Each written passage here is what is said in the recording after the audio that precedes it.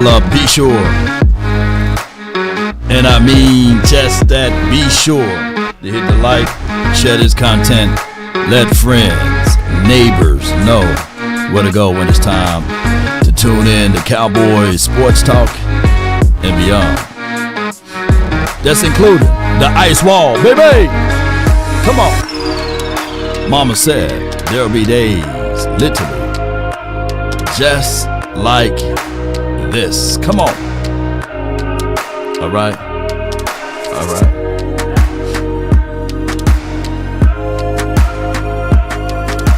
Stand tall or not at all. 5, 4, 3, 2. Yup. Ain't no party like the Cowboy party. What about a Law Nation's Groove? From my studios to yours, Cowboy Nation. Let's get it. And who run it? Come on.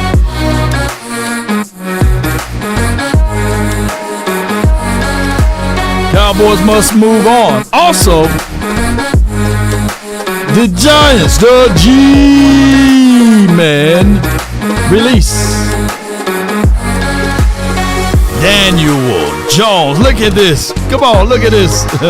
5, 4, 3, 2, and I'm telling you, put a 1 in the chat if the audio is straight.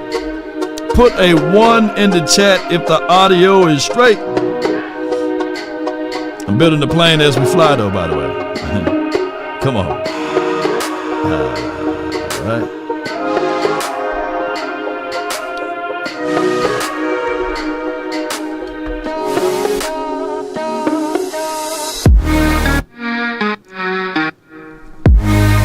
Come on with it.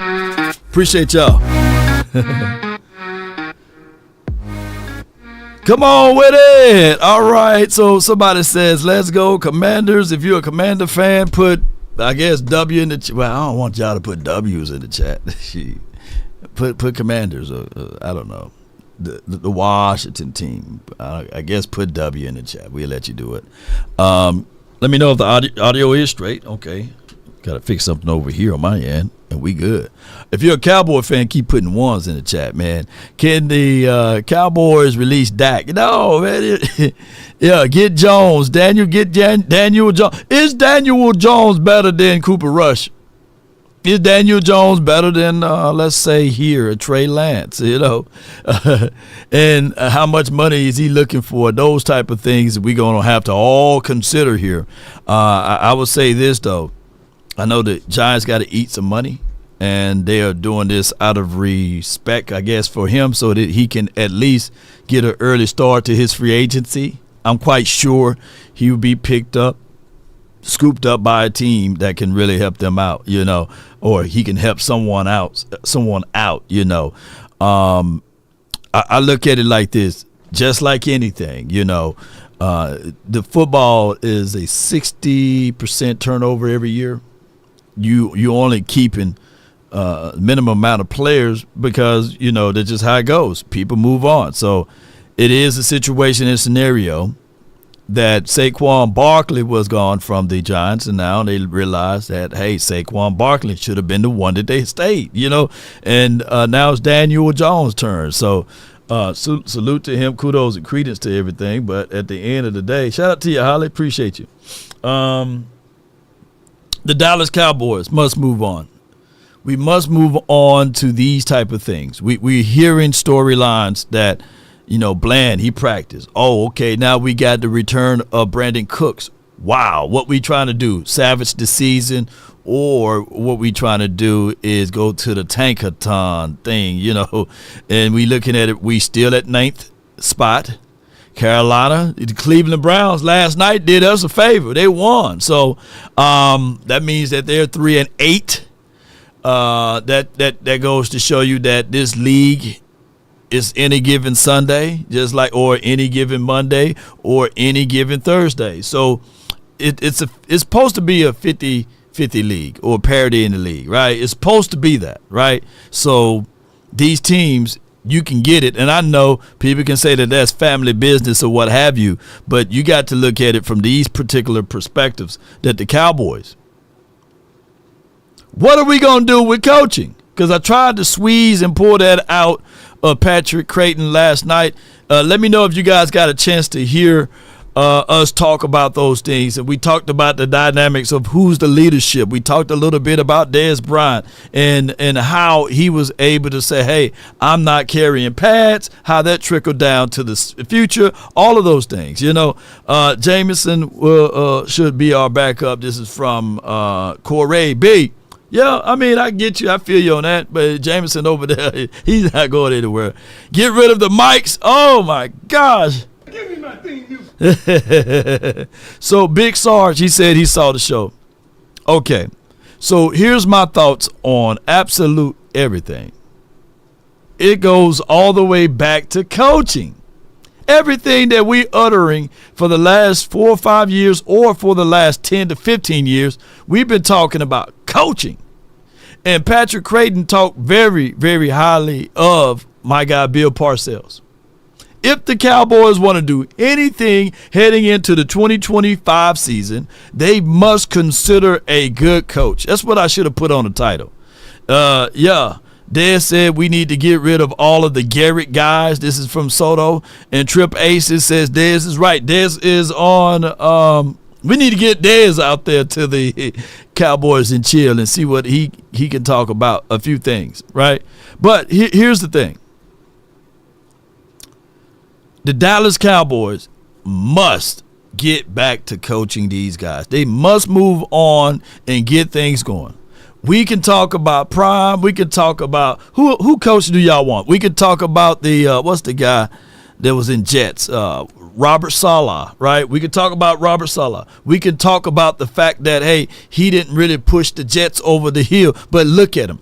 We can talk about the Browns coach. Would you want him here? You know, the guy, Kevin, I think that's his name. Kevin! Yeah, maybe he can be a situation for the Cowboys. I don't know.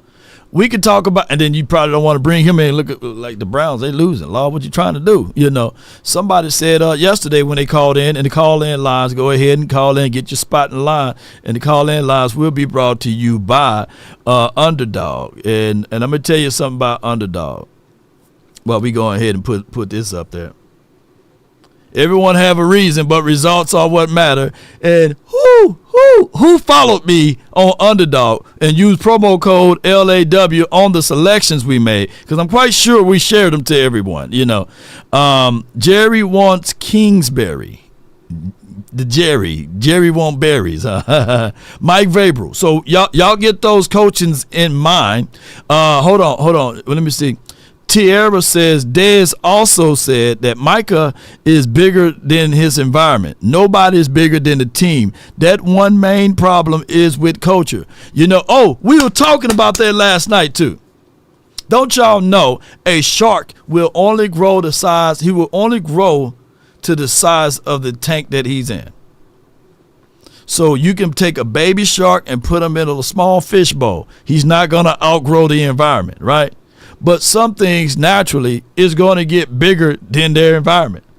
And it's easier to bend the tree while it's young opposed to trying to bend it when it gets old. And the thing is, with Parsons, you know, I understand.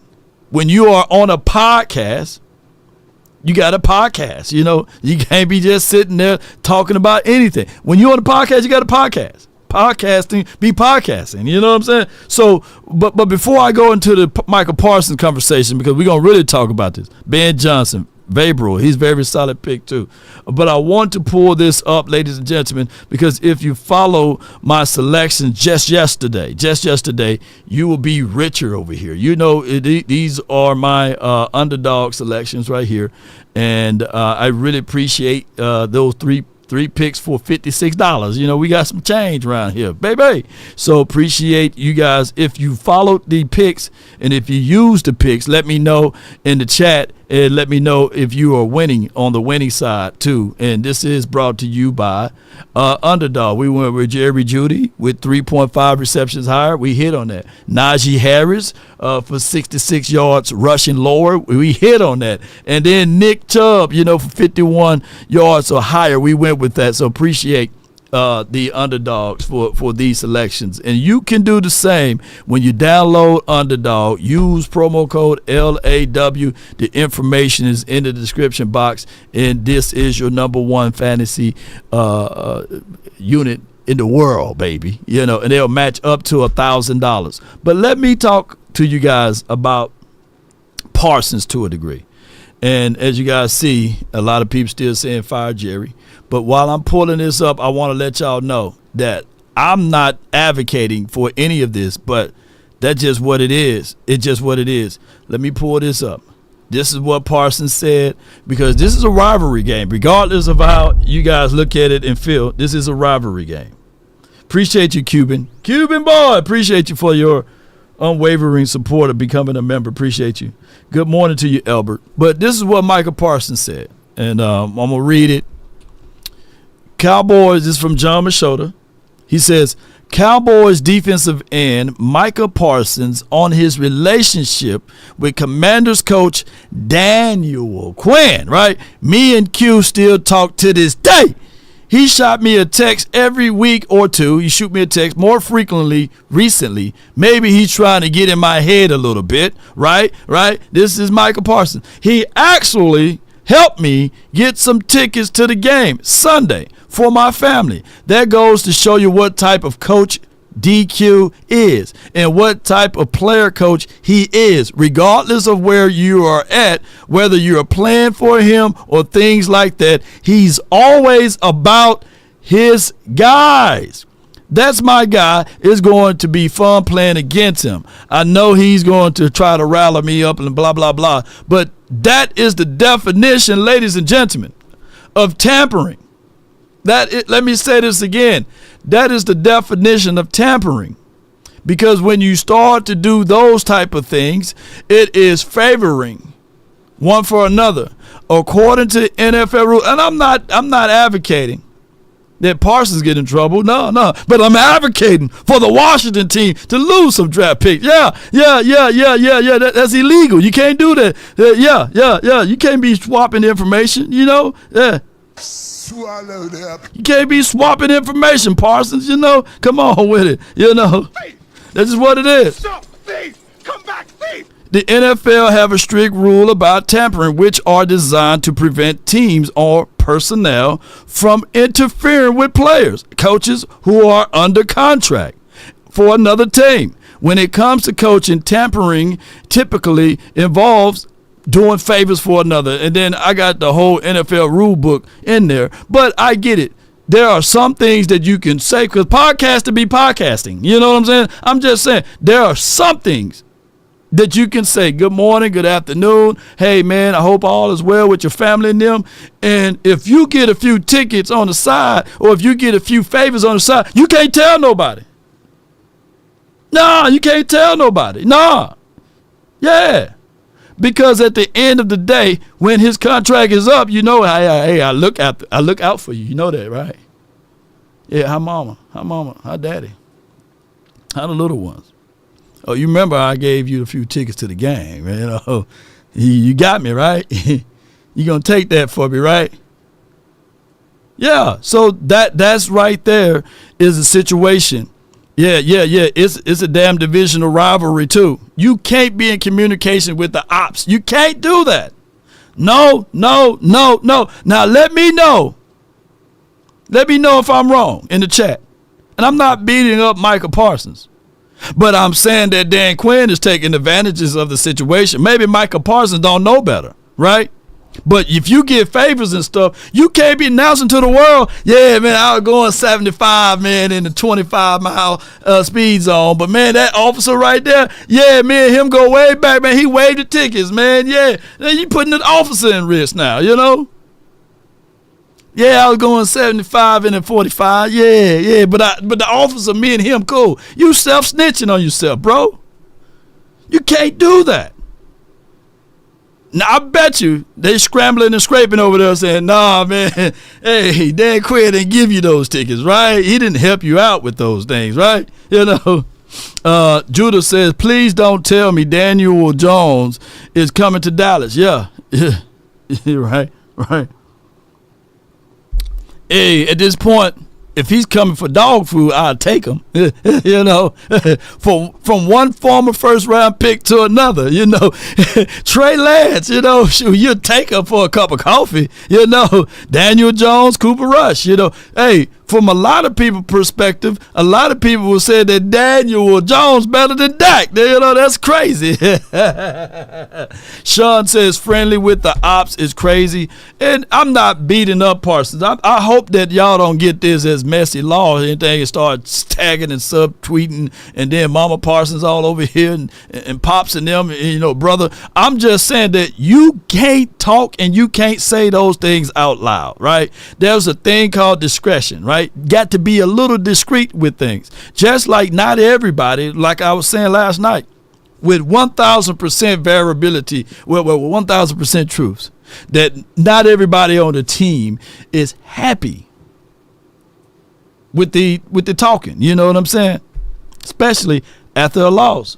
But if you got a team of 60 people, 70, if you add all of the practice squad folks and coaches and stuff like that, not everybody's going to agree with things, right?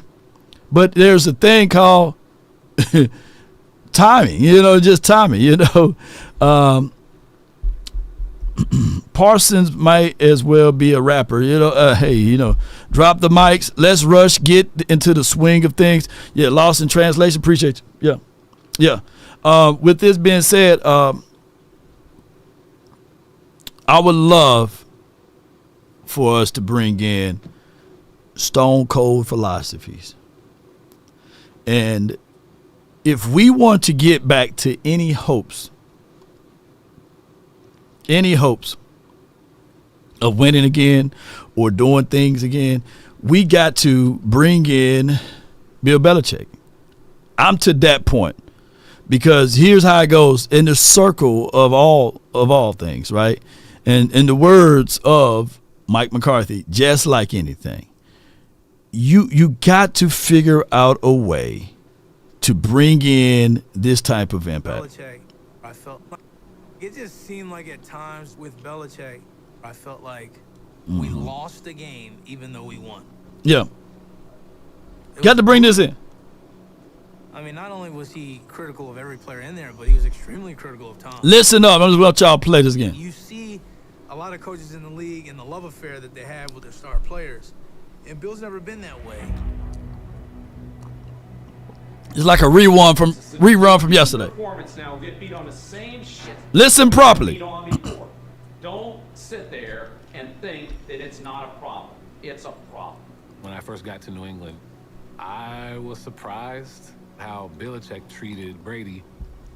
I remember one time he's showing all these lowlights, because they were not highlights, they were lowlights, the drop passes, the fumbles, the missed blocks, the missed tackles.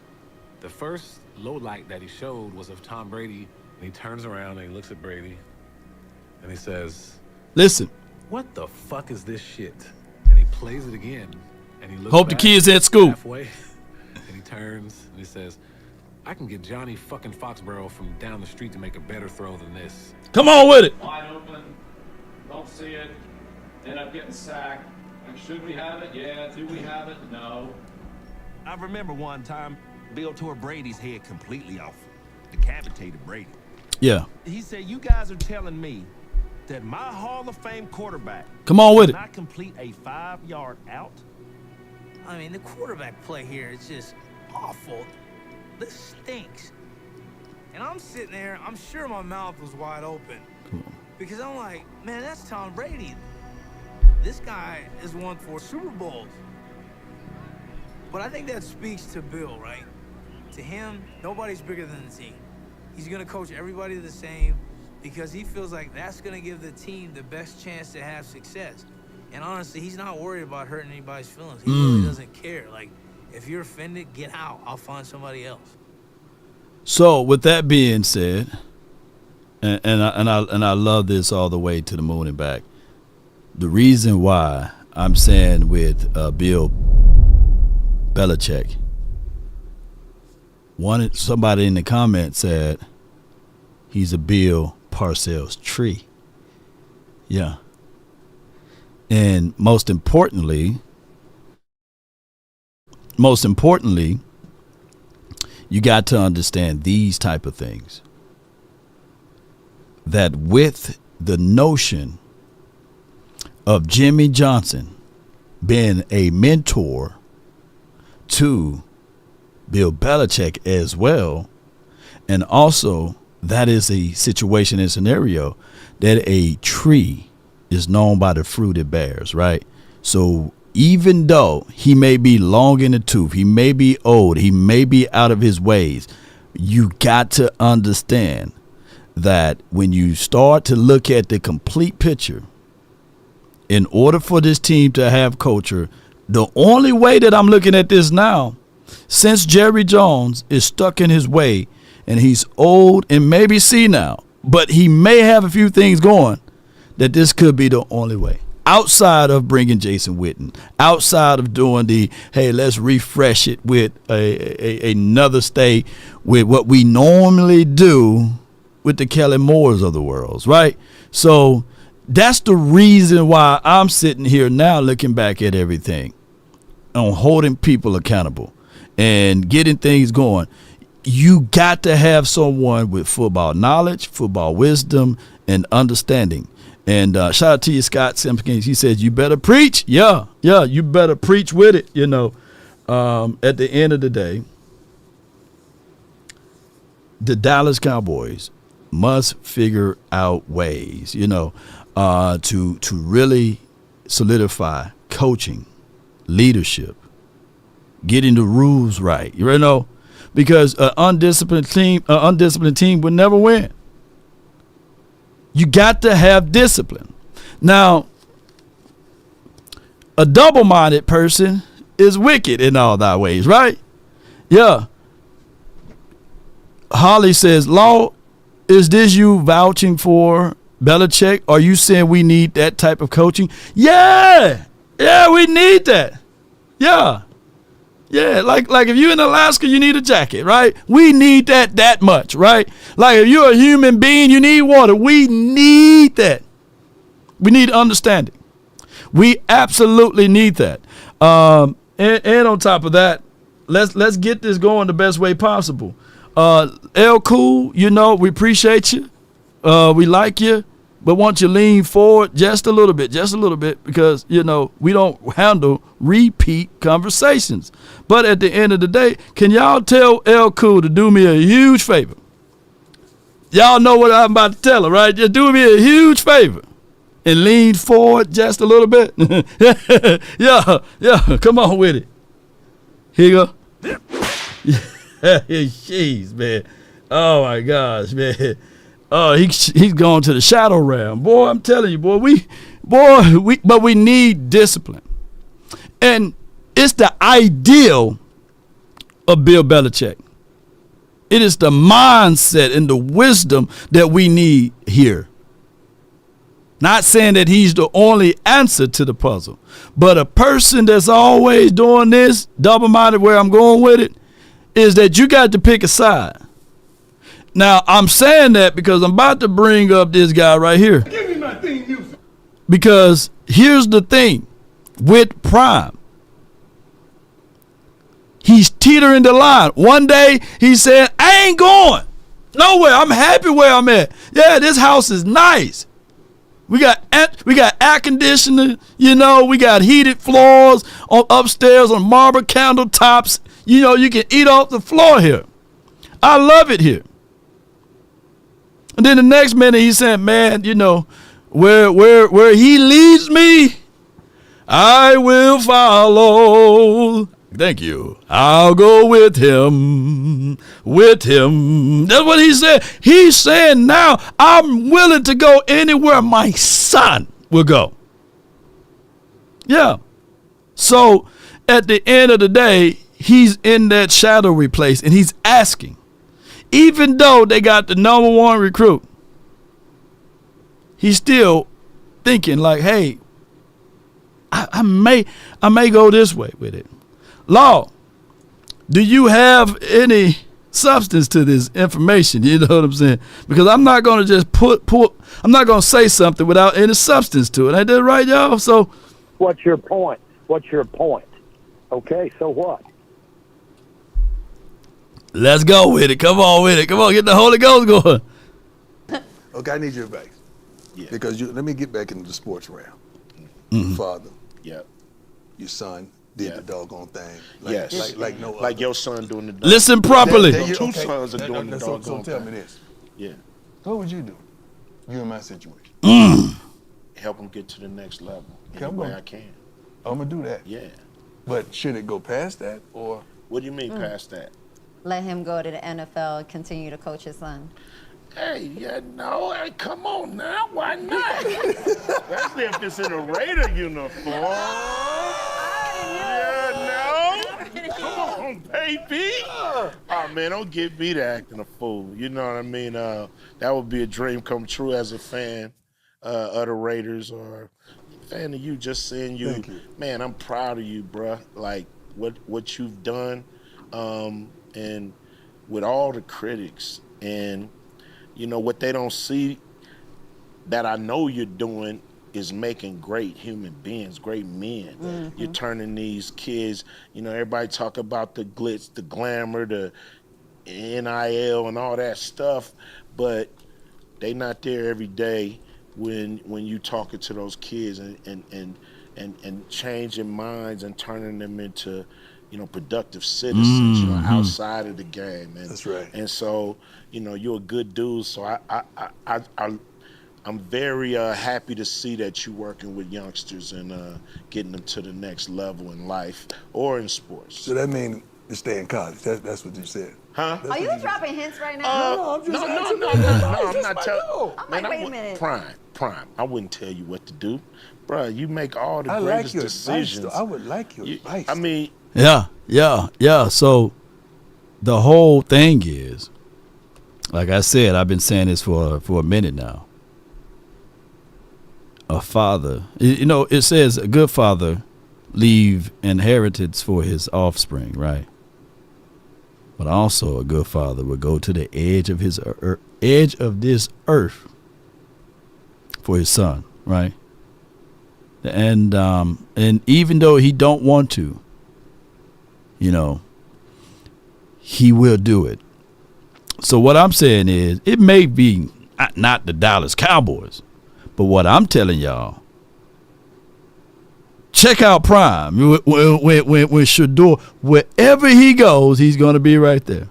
So most likely, when we look at everything on Tankathon, you know, you see the Raiders up there, that sweet 4th spot right there with 2 wins for the season. It could be very much so. Shador goes to the Giants or the Raiders there, but that just to put that out there, you know, just putting that out there, ladies and gentlemen. All right, so with that being said, Elbert says if Jerry cuts $60 million check for trash any injury riddled quarterback, he's going to cut nice one for Dion. Yeah, but here's the thing though, and I get what you're saying, right? Hold on. Let me make sure I There tighten is up. one other participant in the conference. Big Amish, I see All you now. participants are muted. Hold tight for me, Big.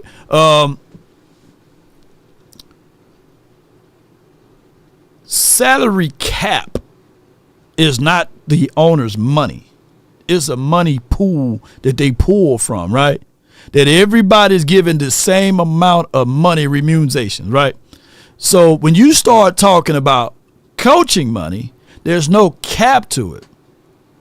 So that's the biggest confusion of it all, is that the Cowboys refuse to utilize money that's tangible to go out there and get a real guy to coach this team because they are in fear of someone else getting the credit.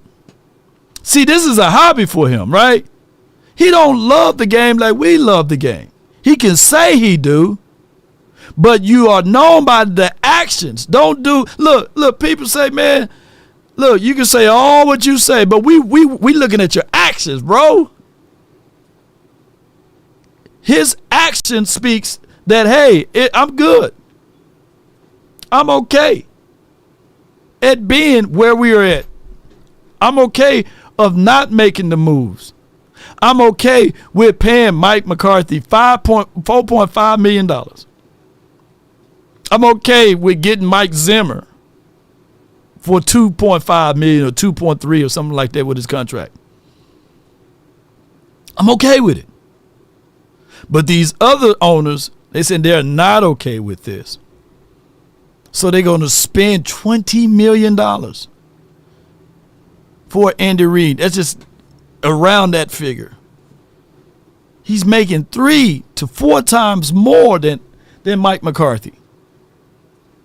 So those are, look, you pay for what you get. Yeah. Some people say, man, I don't want luxury though. I don't want all of that. But then you have to work harder with what you got. Man, I like to roll my windows up. Yeah. I like to get inside and turn the key. I don't like the auto starts. But time is moving on. So you're going to get the results. Cars now got auto starts in it. So if you don't have a garage or something like that, and it's 20 degrees outside, you can't warm your car. You got to go out there. You got to wrap up, man, and crank the car up and run back inside. Right? That's what we doing. We old school. We got to run outside in the cold. Oh, it's cold, man. Come warm the car, man. Warm the car. Damn, man, I don't got the keys. I got to run back outside. I got to run back inside to go get the keys, you know. Whereas other franchises, they got the auto start. They warming their car while they in the house. Right. And luxury isn't always good. It's not. But you know where patterns goes when you look at the luxuries. Right? At one point in time, you had to have a luxury vehicle to have cameras, reverse cams, and all of that stuff. Now it's standard. At one point in time, it was luxury to have power windows, right? Yeah, but now it's standard, right? To have the moon. At one point in time, it was like the reason why you put leather seats in a car versus cloth. That's luxury. To blow cool air and hot air, warm you up, warm your backside up. That's luxury. That comes standard now. We still got the cloth seats over here in Dallas, and we are the most valued franchise in the world, one of them. And we got cloth seats. We got stuff that residue and mildew or whatever dirt that's on your backside, you can't wipe it off like leather. It's in the seats. We got stains everywhere. We got the roof collapsing on us, baby. Literally, all right? Come on. So what we saying that, hey, luxury, oh, man, it's not always good. And I'm not beating you up, but I'm just saying that we are so stuck. And matter of fact, the last time we won a Super Bowl, those were standard things, Cars came with their roll-up windows. Yes, that's what we doing. We rolling up windows. Yeah, so somebody wants to speak to somebody on the other side. Hold on, dog. Let me get you, dog. Let me roll the window up. Now, what you saying now? Let me tell you something, Yeah. Now they got auto start. They got push buttons, Yeah. So yeah, we got crack in the vinyl. Yes, indeed. Cloth seats ripped up and everything. Hey, y'all remember the CD player that you got to take the face off so you don't want to have nobody to steal it? We got one of them. We still got we got the CDs, man. We got the converter. When you take the damn tape and you put the thing in there, we don't even have a CD player. Yeah, we got the converter, Yeah, your car got Bluetooth? No, it don't got no Bluetooth. We got the aux port. We got the auxiliary cord right over. Everybody else got Bluetooth. Hey, pass the aux over here, man. Can you pass the aux? That's where we at. But let me tell you something. Let me tell you something in the words of Uncle Charles. If you're riding down the freeway and you got to go in your glove department, right? You pull that up and you reaching for your auxiliary cord and you swerve just a little bit and you get back in your lane. But the other car panicked. The other car literally panics, right? It's waving the white flag and everything. But it's pressing the panic button because you swerved just a little bit. And they distracted because they on the phone and they run into you. What you gonna do is you gonna get this phone going with this. It starts from the first phone call. Most of the time, you're going to talk to Gene Burkett, a 30-year partner. You're not going to talk to some employee that just got put on the phones that day. There are things that are so crucial, especially if it's a cataclysmic event, to have our experts get out and look at the vehicle, witness statements, photos, the whole thing. Call Frenkel first. Chosen by the people, feared by the insurance companies. Call Frenkel first. No doubt you got to call Frenkel first, and on top of that, they're located here in Dallas. I'm seeing somebody, Jerry, says my old Cadillac drive better than the new one. Woo, Jerry! But let me tell you something, Jerry, that's in the chat. That old Cadillac, in order for it to continue to drive good and continue to be on the road, there's things that you got to do as it relates to preventive maintenance. Quite sure that cars made in the olden days are made out of better material, better parts and pieces, right? Yeah. Not that ceramic rims, not that ceramic damn engine either, made out of some substance. Yeah.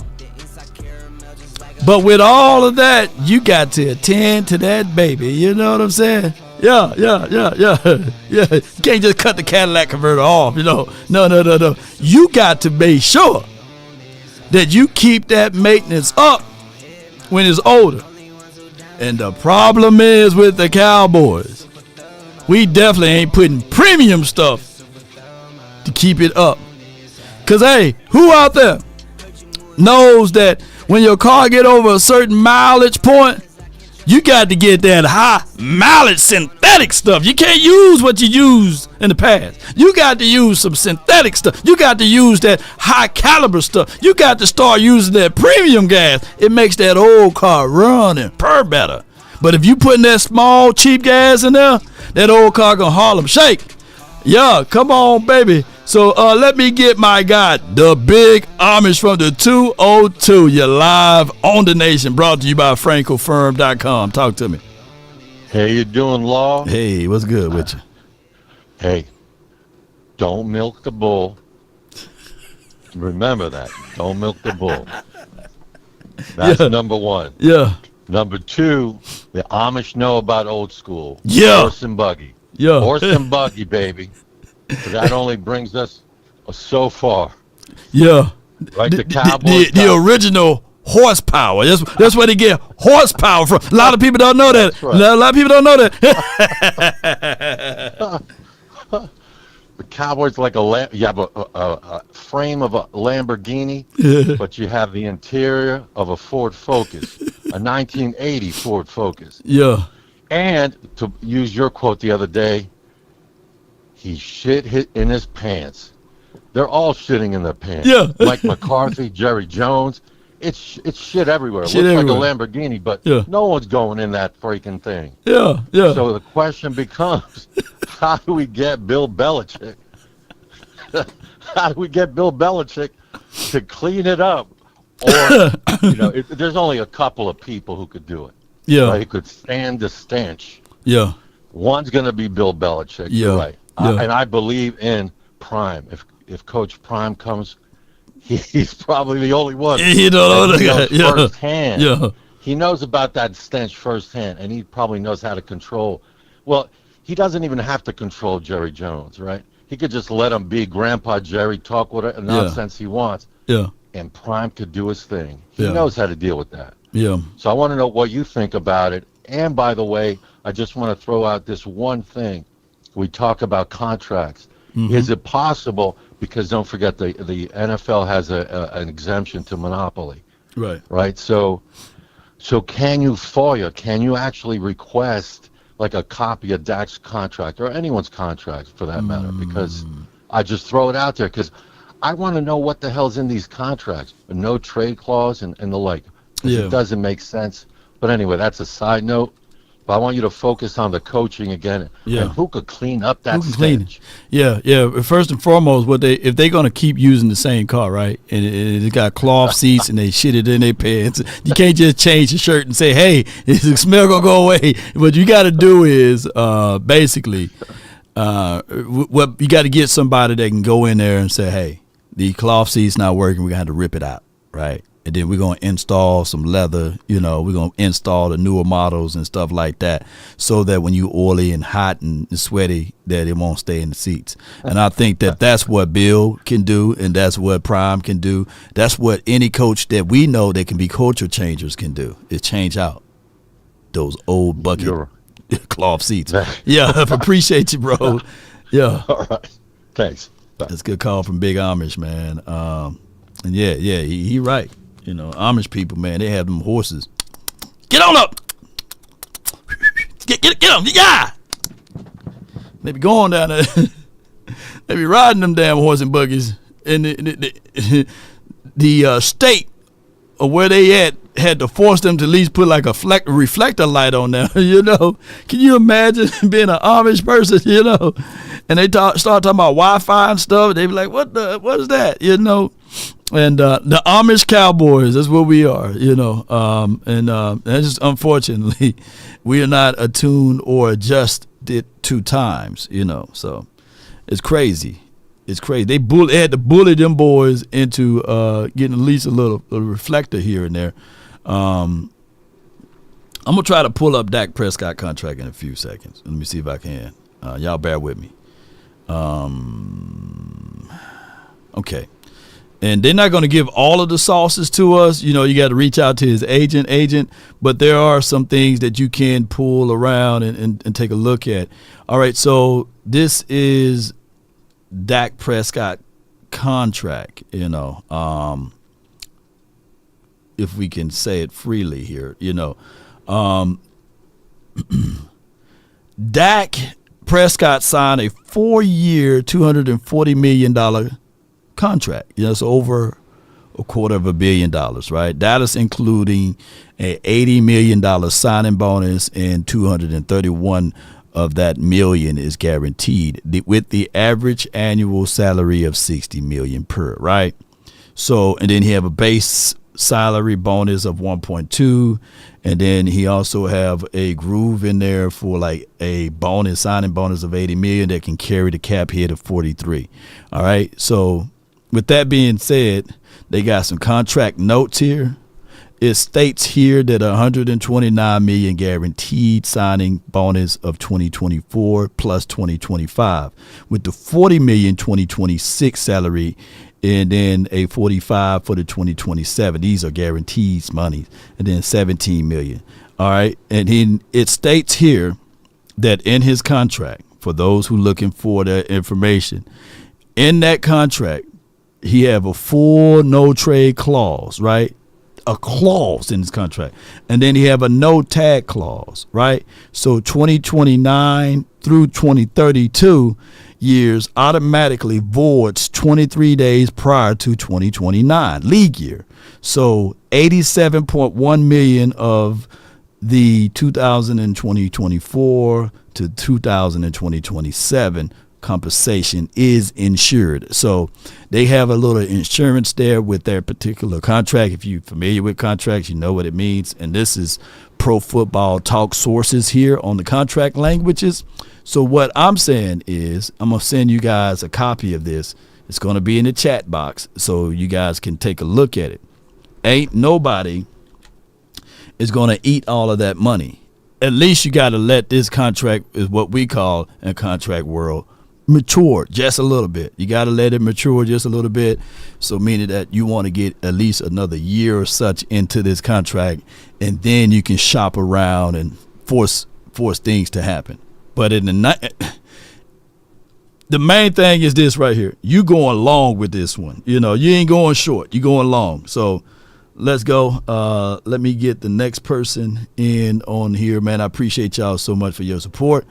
I got from the 815. Brandon, you're live. Talk to me. Law. What up? Man, this season has been challenging. Yeah. We learned a few things. We what Law. I hopefully this don't turn to a debate, but I'm just saying facts. I mean, if you guys don't agree, but whatever. Okay. We learned a few things.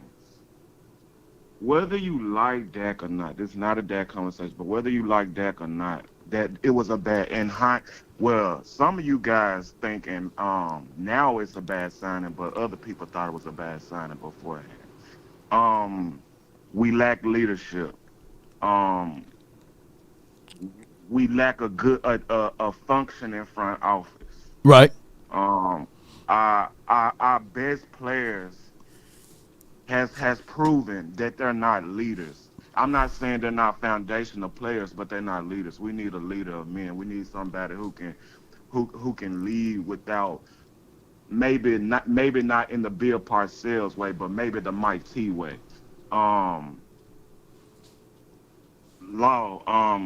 This is a hard discussion, but we got so many holes to fill. You actually may have to think about trading an asset to possibly get you some draft picks and possibly a future starter. Right. This gonna be long, and I don't think people understand. This is gonna be a hard one. Pause on both of those, but it's gonna be like this. So right. So what you're getting at is that we got a lot of holes on this team, which we all know, right? In actuality, we got 10 draft picks, right? And those would be 10 rookies that you're leaning on, but these would be majority of those picks will be within the confines of top 100 guys. We do have expiring contracts for a lot of folks that's on this team, right? It's not just one, a lot of folks. So this team, the 2025 boys, is going to be a very much so big overhaul, a different team. So what I can say is with this is that what we have to do now is wait till the end of this season, see what we can do, see who's willing to fight, see who's willing to show us something on tape, right? And they are not finna announce to the world that, hey man, we're gonna try to lose games, right? But but they're gonna keep putting the same product out there because these are the results that they're getting, right? Because that's the name of the game. They're not finna take Trey Lance and give him a shot at this because of the ideology is that they want to organically tank now. I believe they waved the the white flag. I believe they did. I think Jones has waved the white flag, but they can't say it. Huh? Let's be real. Let's be real. Like let's be real. We already in the mix of it. So let's be real. At the beginning of the season, you could say for a fact. Now looking back, we wasn't trying to win the Super Bowl in the beginning. We just wasn't. Don't tell me we was. They showed you they was. So, Law, I hate to say it, but we got to hear more of that thing, that draft music. Well, I know. Unfortunately, man, shoot, that's just what it is. Unfortunately, man, but we got to move on, bro. And but in closing. In closing. Yeah. In closing, to all you clowns, all of y'all that asked us to sign a particular person, and now two months out, you want to ditch Shador Sanders. You guys are what's wrong with the Dallas Cowboys. You guys. How about them Cowboys? Shout out to Law. Shout out to Law Nation. That was a bad signing. Some of us said that beforehand. How about them Cowboys? Oh my God, man. Dak don't have nothing to do with the way this team playing now, though. Boy got choked up over here, didn't it? Dak don't have nothing to do with the way this team is playing now, though. When you look at the 31st ranked defense and the 30th ranked offense, the 30th overall, and we tied for third on special teams. We're literally almost 30 for 30 over here, baby. So what I'm saying and what I'm getting at is that we know where Dak Prescott can look like when he have a few weapons, right? So just go back to that. He's off his furniture now. We can't cry over spilled milk. He's here until at least 2028, 2030. I mean 2032. So he's going to be here for a minute. There's no way that you can look back at this and say, all right, let's take him out now. You know, you're going against backwards. But my thing is, if the Cowboys really wants to win, then they shouldn't have punted during the offseason. They literally punted this offseason because they didn't have the cojones or the gonads enough to say, hey, Mike McCarthy, you're fired, right? They didn't have, like he said, that the reason why I ultimately believe Mike McCarthy is still here now is because of his regrets of firing Wade Phillips and letting Jason Garrett be the head coach. Because of his regrets, even with Chan Gailey, he says, hey, these are my regrets. But any other owner would have been already getting them folks up out of here. You know, Dak is now considered injury prone. Yeah, he is. He's considered injury prone. He's long in the tooth. He's been hurt every year, right? That happens to all and most of the players when you don't have a precise team to help protect. And you leaning all on one person. Still, them boys says ain't nothing worse than smart, dumb naysayers. Oh my gosh, man. But still, shout out to you, them boys. All right, let me let the next caller on. Appreciate you so much for your support. I got from the 832. You're live, and then G cut it. Hold tight for me. You live. You go. Yeah. Okay. All right. What's up, Law? Shout out, Law Nation. Hey. The word says that all you need is the faith of a mustard seed to move a mountain. Mm-hmm. I'm going to be real with you. I'm going to just shoot my shot. First time calling. I don't care that people might think I'm crazy, but a lot's in motion right now in the NFL.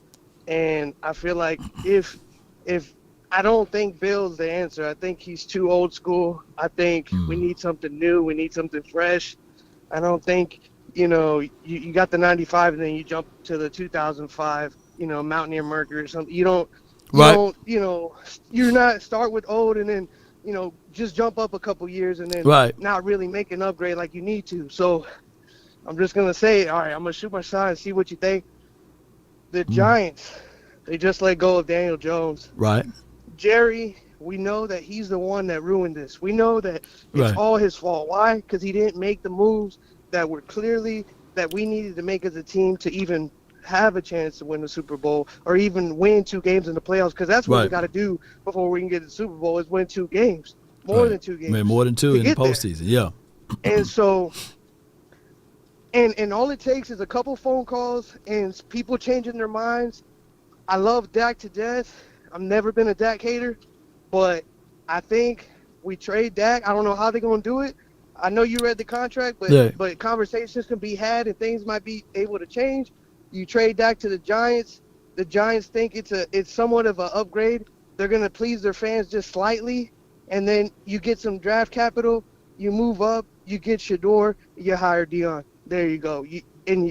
I just what you think about that? In order to and that we all taking things and throwing it and seeing what can stick to the wall, right? Yeah. So at this point, you're trying to recoup and get multitudes of draft picks.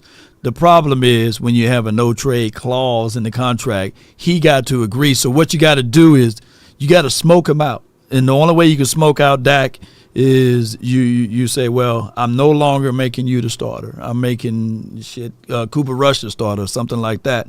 And that will smoke him out. He'd be like, I'm just not going to just sit on this money and be a backup somewhere, backing up for this team. Well, I declare you're gonna have to you're gonna have to get dirty and nasty with him, so that he can say 2 tears in the bucket, pluck it. I request a trade, and then when he requests a trade, he got to find a dancing partner that somebody's willing to take on that massive contract, right? So, and the Cowboys are not gonna pay majority on the majority side of that contract. So the best thing is an old folk song that says cheaper to keep her. It's going to be cheaper to keep Dak here because you don't want to start a war within a war and have him disgruntled so that you can trade him away and people can see that. Thing. Yeah. This is another thing. When you pay for what you get, so if they go the cheaper route and they don't shoot their shot and they miss, it's just on them again. I think they got nothing to lose at this point. You're in the worst possible situation possible. If you want the Cowboys to go from 11 billion to 20 billion, you make the move. And honestly, I think Dak is disgruntled. I think he's actually, I mean, we've seen him say that the team effing sucks, but not only that, he probably is tired of always having his name tied with Jerry Jones. I mean, yeah, but man, give me, but hold on, before I let you go, bro, give me $250 million and somebody, give me that, I like them problems, I love to have them problems, man. Be getting paid, I'm mad at the world because I'm getting paid $250 million and the Cowboys, hell yeah, give me those problems, man. I appreciate you so much, man. Yes, brother. Indeed, no doubt, man. Yeah. Now, I'm bouncing deals. I'm bouncing ideas. I'm just telling y'all. James Palmer said, y'all sound crazy. Yeah, people thought Noah was crazy until it started raining. You know what I'm saying? That's all I'm saying. I'm not saying, and I'm not in favor of trading Dak Prescott away or getting Dak Prescott up out of here. I'm with the mindset now it will be easier to just do your job. You know how to win with this quarterback. What do he win with? When you have run game, when you have good defense, when he's playing off play action. It's easier to change those parts out versus trying to go the sniper route and putting mud all over the kid name after you done paid him. It would have been easier, ladies and gentlemen, that after the Green Bay game or the year before last year, if you re-up Dak, it would have been $54 million, right? It would have been still probably some of the similar guarantees, but it would have been an easier contract to digest, right? To re him up early, but we waited late. So the Cowboys took the hard route with this. The Cowboys developed the wedge that this team that we talk about, Dak is whack, and then you got other people saying Dak is elite, and that's the wedge that this fan base fabricated together. No other fan base do this, right? We do the wedging for the Cowboys. Oh, we really don't need Amari Cooper. We got CD. Why we can't have two good things, right? There was a long wedge between when we had Tony Pollard here and Ezekiel. But then you go look at other organizations, they don't do those things, man. No, they don't do that at all. They uplift each other, so it's just what it is. So at the end of the day, the Cowboys develop these type of things to make chaos is going. So at the end of the day, there's people right now saying get rid of Michael Parsons, right or wrong. There's people right now saying, man, we don't like Michael Parsons, man. Trade him.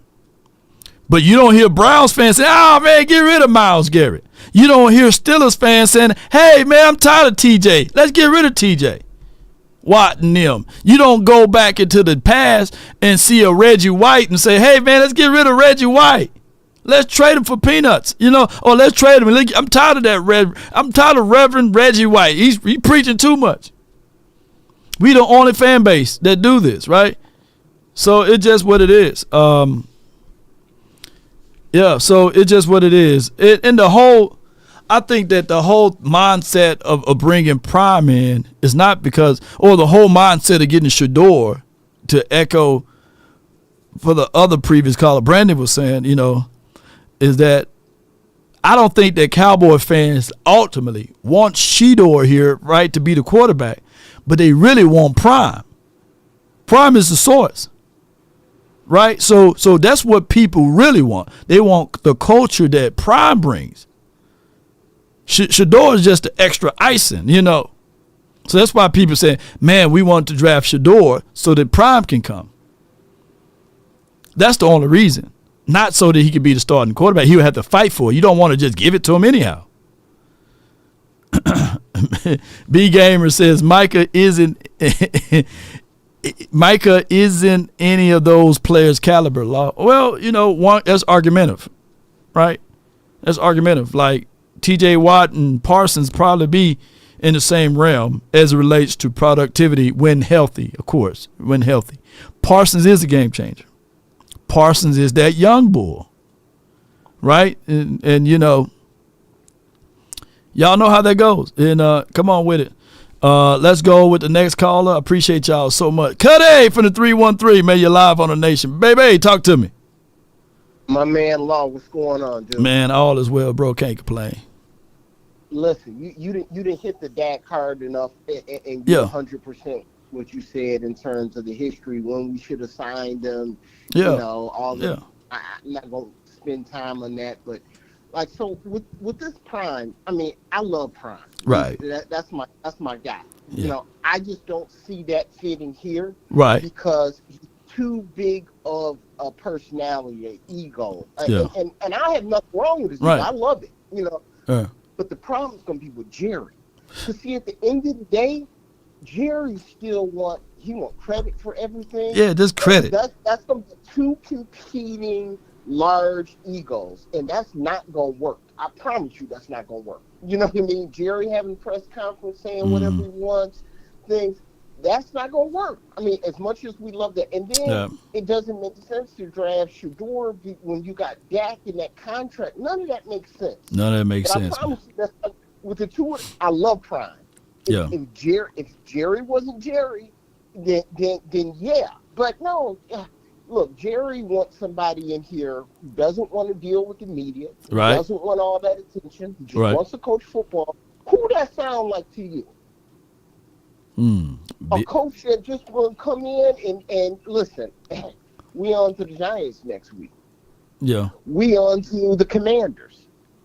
Belichick would make sense. Yeah. Because again, from the Parcells tree, and from what I hear, what Parcells will say, they got along great. They really did. I mean, Bill brought in accountability. And I'm gonna tell you, look, if Parcells if Belichick was here, Micah Parsons getting on here talking about DQ and that's what?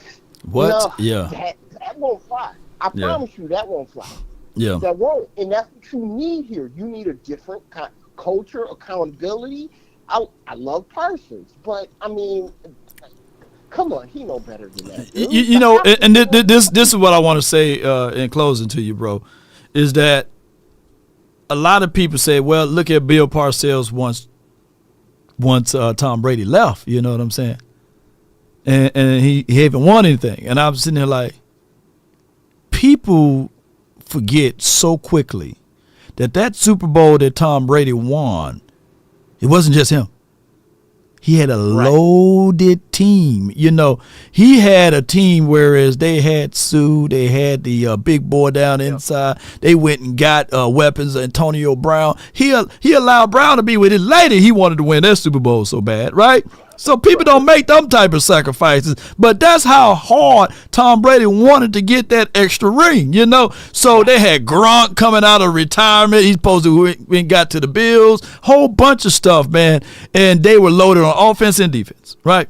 But shout out to Tom Brady. But when you look at it, what I want people to understand, that Tom Brady wouldn't be Tom Brady if it wasn't for the stern coaching and the responsibility and the accountability and not giving this guy a pass. You know what I'm saying? So that's what we need. Like to me, I know Dak is a good football player. I know for sure Dak is not getting elite coaching. You know what I'm saying? From a guy that can hold him accountable, that can chew him up, spit him out, and pause is necessary. But that can look at him and say, hey, what the hell you doing? Why you threw that ball there? Why you lazy on this particular thing? And I get it. Yeah. Kellen Moore, when he was here, it was peer-to-peer coaching. It was only so much that Kellen Moore can say to Dak Prescott that he can absorb that, because at the end of the day, just like anything, in the words of Mike McCarthy, Man, I beat you out on your job, man. You know what I'm saying? If you put some fries in that bag, well, you ain't listening to you. You know, I beat you out, dog. I know more than you. But go ahead. Hey, Love, one quick question, though, real quick. This is what I think, because you brought this up. We slow the move on it on everything. Does it make sense now? Get rid of McCarthy right now, put whoever's interim, and then when the season's over, we can make our move. We move so slow. Remember how long it took to get rid of Garrett? Yeah. And then we end up with Mike. You know what I mean? Like, people are going to be, there's going to be whatever teams that's going to be after Belichick. We just know. So my thing is, if you know Mike, listen, the team's playing terrible. You don't need an excuse. The next blowout loss again. Get rid of Mike. You know what I mean? Thank you for your service. Go on. Yeah. Put somebody in interim at 12:01. Yeah. You know, when you can hire somebody. Yeah. Boom. Boom. You know, because we move slow. So that's all, man. That's I just wanted to lay that out there and you see what you thought about that. No doubt, man. Good call from you, man. From the 313. That's Cuddy. I'll say this, though. And the reason why we move slow is because of comfort, right? You know, we don't have the sense of urgency like other folks do.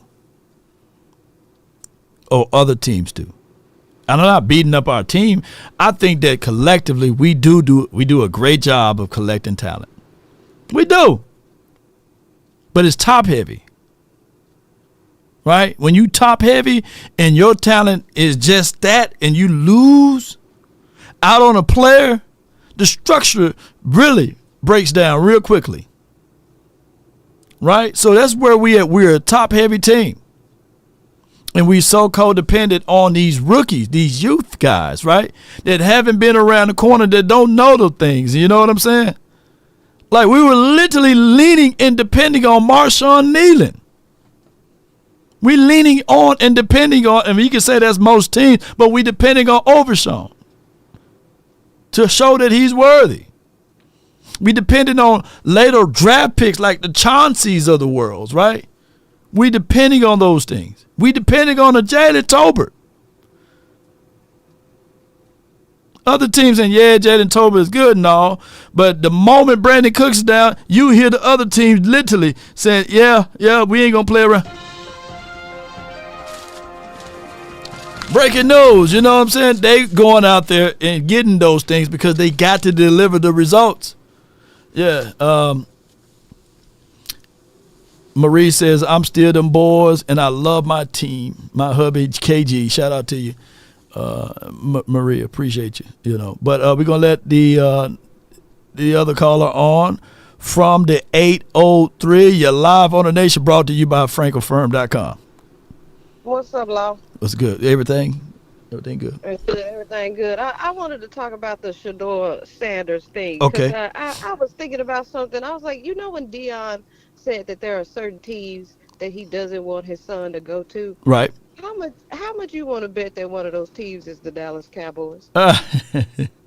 Why? Because why would he want his son to come here? Like, I think that he's had multiple conversations with his son about just how difficult it is to be the quarterback of the Dallas Cowboys, because there's so many things that are not about football that is involved here that is a distraction. You have the meddling GM/owner Jerry Jones that will tell you to do more with less. Yeah. You have the national media that covers everything from the sunlight to the roof, to how players interact on the sideline, to what Michael said. Everything gets blown up here that doesn't make it about football. Right. And then you have this fan base that will literally love you when you winning games, but the second you lose, we'll turn on your ass so quick. Hell yeah.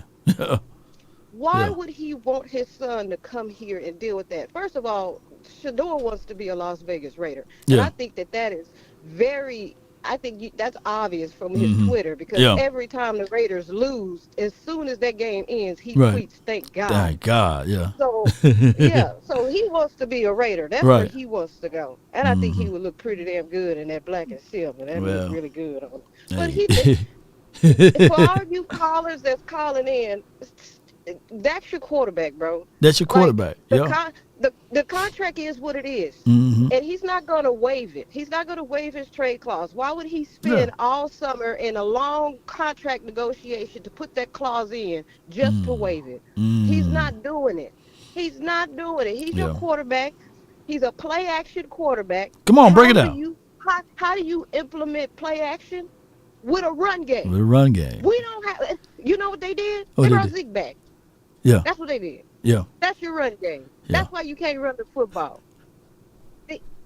They brought the slick tie back. You know how you got the tires and the treads are low on it? Yeah. And then it don't match. Like, you know, you're supposed to change things out with sets, right? For those who out there that don't know, you know, you can't just go buy the new tire. Yeah. The tire has been passed up 3-4 times already. They done brought that tire back. They brought that tire back. Yeah. And then they put it on a new car. Yeah.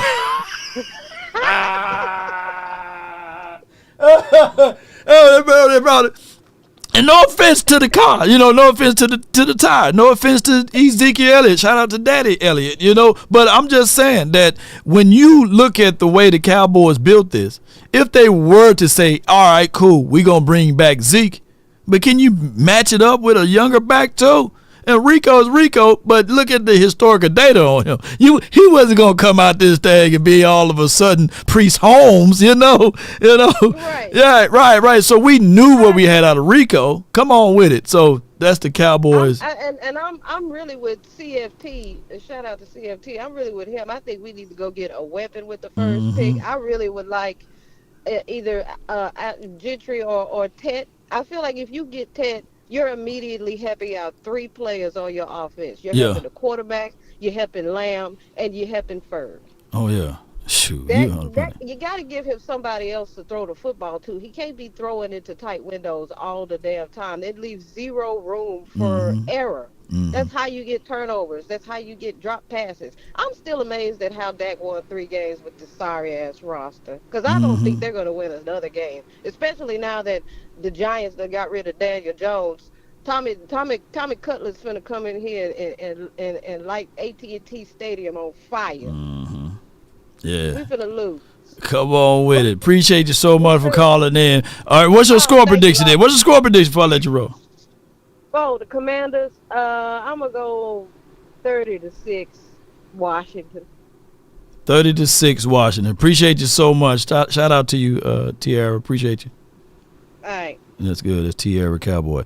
All right, so with that being said, let's go with, and that's worked out even better. Let me see. Yeah. I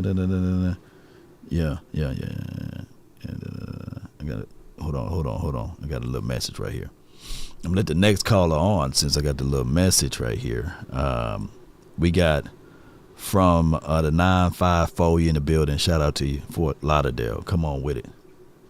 Hey, Law, what's up? What's up, man? Talk to me. Yeah, so I just wanted to point out something. We have had good teams in the past. We've had 2007 Dallas Cowboys team.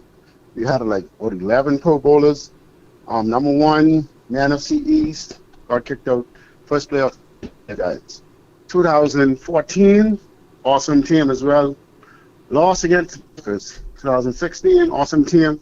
Lost again. So we've had good teams. We've had good quarterback play. We've had good on the roster. Same story, different cast every time. So why now should we feel that, okay, we got a coach, we got some stars this time? Why would we think it would be a different outcome? Okay, because here's the thing, though. When you look back at those teams and how we lost, is because of one or two plays. Football is a game of inches, and when you get into the dancing of the arenas in the postseason, those margins of error, you can't have them. It's hard to recover from them.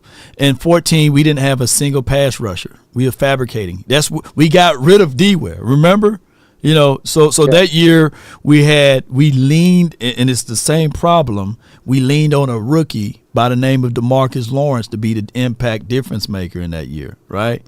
and we couldn't get to Aaron Rodgers. Now, granted, D-Law did help us win the previous game versus Detroit, but these are finite problems that we are having with the Cowboys. It's the small things. It's in 2016, one can argue similar things. You know, a slow start, not being prepared.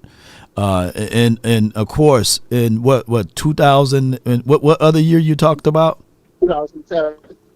2007. Yeah. 07. Getting rid of your coach that established discipline the proper way, and you ushered in Wade Phillips, who brought the Camp Cupcake culture to the table, and players. Some talking to Clarence, some went to Vegas, and some went to Cabo. Right, and there's a divide. You can't do that playing against a team that snuck into the playoff that was fiery hot, and motivated to win. They were more disciplined than us. So it's not always the same story with the Cowboys. Discipline, coming out soft, coming out unprepared. Yeah. Isn't it like a culture thing? And it's like, doesn't matter who coach we bring in. Yeah. It's always the same culture, same vibe all the time.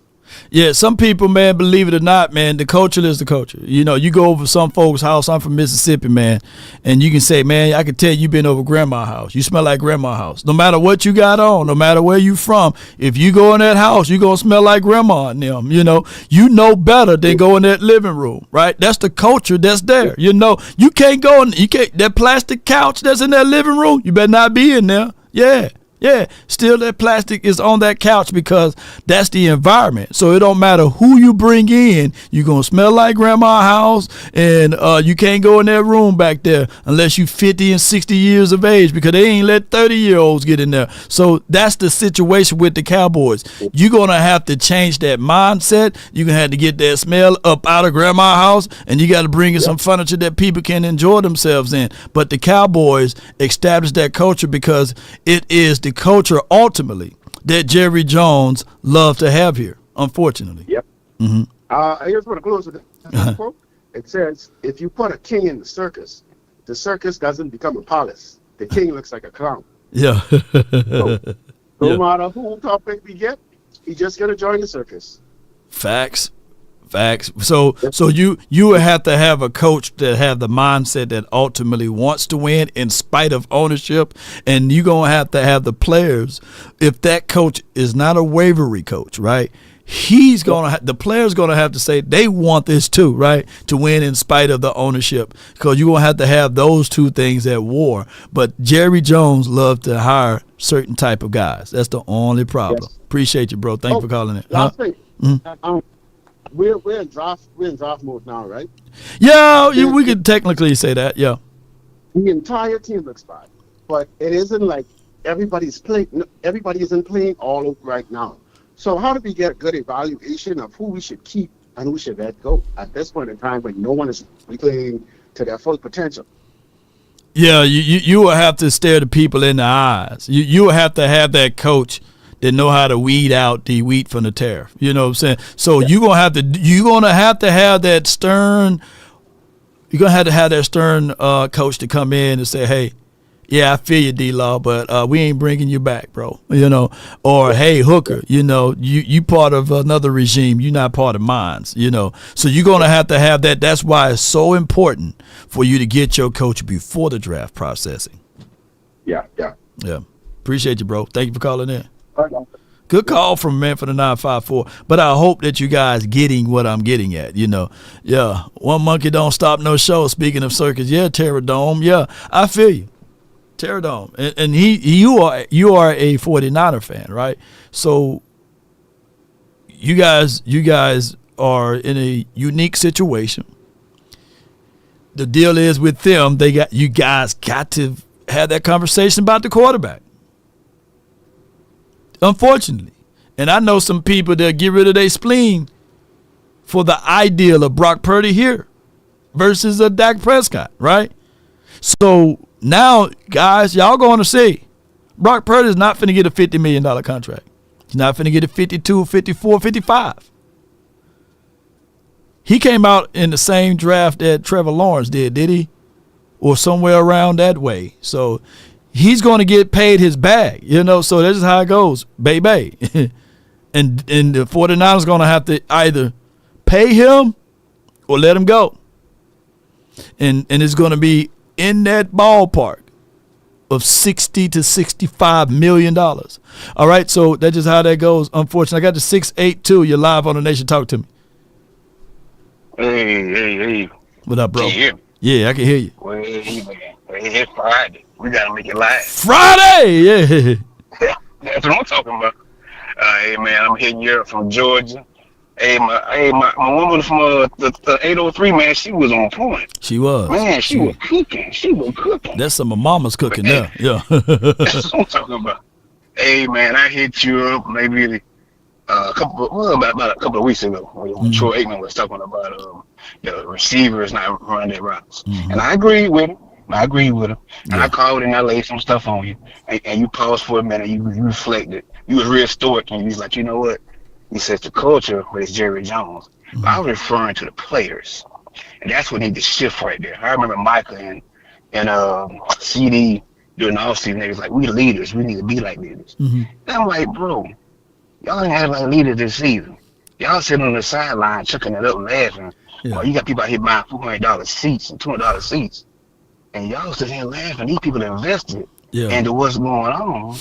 And y'all didn't see it as just another game. Yeah. Where you hard at, bro? Where the sadness? Where the anger? Where's I got to put on for my city? Yeah. You ain't out here to shake no hands with nobody after the game and trade jerseys. Yeah. What's that about? Yeah. Man, come out here and put that fierceness on.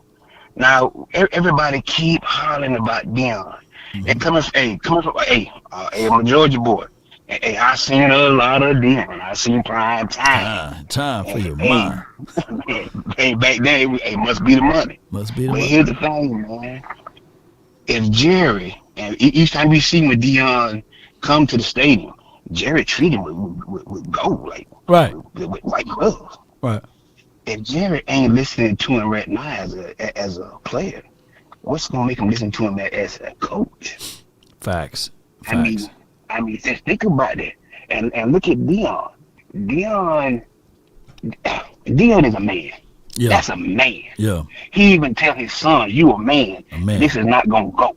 Ain't gonna go. So how again as a man gonna sit back and not get the glory or not get the appreciation? And Jerry gonna want that spotlight. Yeah. Yeah. It's hard. It's hard, bro. Go ahead. I got to say this. I got to put my Birdman on. Put some spec on my name. Put some spec on Dak Prescott's name. This dude, I cannot challenge his toughness. Yeah. Now he might be out there throwing balls high sometimes. Yeah. And he might get that scared wild look sometimes. But when dude broke his ankle, he bashed his leg, his foot on the ground, trying to put it back in place. Yeah. To play. To play, man. Yeah. To play. The only thing here's what I'm gonna say in closing for you, bro. And you had nothing but great solid points. When you love something, man, you treat it like you do it, right? You don't allow others to obtain it or even put their hands on it. I mean, I just love using the car analogy because everybody should have an automobile, or they seen when they bought their first automobile, they wash it every weekend, they clean the inside out, they put armorals all over the dashboard, seats be so slippery you be sliding up out of there, right? The Cowboys never exhibit that for Dak Prescott. The problem is they had a 3-car garage, and they kept that car outside. They didn't wash it. They didn't put no water on the rims or none of that stuff. They allowed people to pick, poke, and put their hands and fingerprints all over the car. Scott Linehan, what do you do? Right. That was a joke. It was a joke. Scott Linehan didn't do nothing for him. Well. Here's the thing. They went cheap with coaching, right? And they went with Dak Prescott with this peer-to-peer coaching, Kellen Moore. Well, like, what can Kellen Moore show him that he wouldn't probably figure out on his own, right? So coaching plays a major role, going back to what Bill, Belichick did for Tony Romo. I mean, not for Tony Romo, but for Tom Brady. So you're looking at all of those things, bro. So what I'm saying is with Dak Prescott, they don't treat him like that. Now, granted, they paid him. They paid him. But but they paid that brother, and it focused all of the attention back on him, opposed to what football team's supposed to do, is getting you a running back, making sure that you got a defensive lineman that can get pressure inside, making sure that, hey, you got a DB who's coming off of an ACL deal, making sure you bring that in. You're supposed to do healthy things to help this team out, right, to embellish what you got out of paying this guy. But when you wait late, dog, you get these type of results. And unfortunately, the Cowboys is in this situation regardless of whether Dak Prescott is Timothy, or them, or they, or whatever the leadership that they want out of him. You're not going to get it now because he's hurt. Can I say one thing? Go ahead. One thing, and I'll be gone. Man, the Joneses set us up. I'm going to tell you why. Jerry Jones came out and said we're going all in, right? Yeah. Stephen Jones came out and said we believe in our guys. Yeah. They knew they want to evaluate the talent that we already had. Yeah. They already knew what they were going to do coming into this season. Yeah. That's why they want to hold out on signing CD to build drama, keep the Cowboys. Jerry Jones said, hey, if you remember back in October, he said he didn't see no need for that. Had the ball stole the CD. Contract negotiation, he wanted to bring the price down. Yeah. Then he went on. But they already knew they wanted to see what the talent they had on the field. Right. What they was going to need. They knew this was going to be a trash year. Yeah. They already knew it. That's why they were lukewarm. That's why they were lukewarm with Mike McCarthy. Yep. They lukewarm with him. They wasn't all the way hot on him. They wasn't all the way cold. And that's the worst spot to be in. I want somebody to be on fire for me when they hire me. I want somebody, when I say, man, I come in, I want my office facing the window, and I want a small miniature fridge in my cubicle. I'm in my area, where I'm at, I want me, let me buy this and get this going for me. And they never did that for Mike McCarthy. I appreciate you for calling in, bro. Yes, sir. Yes, indeed. So good call from my guy from the 682. I'm just saying they didn't do that for this season, right? They gave that man some instant grits and say, hey, eat that for breakfast, and you don't get the office window next to the office next to the window. No, you don't get that. You don't get that look. You don't get that. Yep. So I got my guy from the 860. You're live on the Nation, brought to you by FrenkelFirm.com. Talk to me. Lord's VIP, baby. What's up, VIP? What's good with you, bro? Well, let me say these things. Let me say a couple of things, because Slurpee keep coming on, slurping over himself. Look, Slurp, take the next 4 years off. My quarterback will be here for the next 3 guaranteed. Maybe they could tickle him on the 4th, but he'll be around. So I wish people would stop saying, let's go get a quarterback for the first. Go get a quality player. I love the running back. Obviously that's what we need. Yeah. I just don't understand where our fan base goes. Like I don't study anybody else's fan base, but I know they don't be killing each other and going after the quarterback every off season. I watched that Cleveland Pittsburgh game last night. Right. That fan base through the snow stuck around for their team. Right. Man, you can have a light rain, people leaving Cowboy Stadium. Yeah. You can have wind, stuff falling off the roof. Yeah. We got some scary. We have some only, I don't want to call them D riders, but they got to be they front runners. Front runners. Yeah. If we not winning, they not happy. They not. You know what I mean? I just don't understand, Lord. Yeah, it's difficult, man. Like we still root for this team. I want us to win this weekend, right? I want us to compete. I want us to do things that can show the world that we can flip this over. But in actuality, the likelihood of that is very slim. The margins of that is very slim. So the Cowboys, when you look back at everything, VIP, we just got to get in mindset of who gonna be the next coach. It definitely ain't gonna be Mike McCarthy. If it is, then we're gonna have more of the same. He's still gonna be the play caller. He's not finna give up. He's not finna give up those duties. right? So he's going to be your play caller, and we're going to still see those shotgun runs, whether it's Genty, Ali Gordon, or any of those running backs, Yeah, shotgun run. Lord, don't say that, Lord. Come on, Lord, drive it. You know what I'm saying, Lord, bro. Come on with it. No, I know what you're saying, Lord. But obviously, because that's what you heard me say this, like I think it was like after the second, we need a culture changer. Yeah. We don't. I really want one of these young boy coaches, but I don't think they got the. Not only do they not only have the balls, they don't have the credential. Right. To slap 7 rings on the table and be like, not only do Jerry have to respect me, but the players have to respect me. Yeah. Yeah. You gotta have. So that's the only reason I'm banging on the Bill thing, because Bill would change. I guarantee you, Michael won't be giving no goddamn jerseys away in the middle of no game under Bill Belichick's watch. Yeah, it's just gonna be some things that, like you say, slapping the 7 rings or 8 rings. I think you got like 8 rings collectively. Right. Slapping all of those rings on the table and holding guys accountable, from the quarterback play all the way down to the ownership.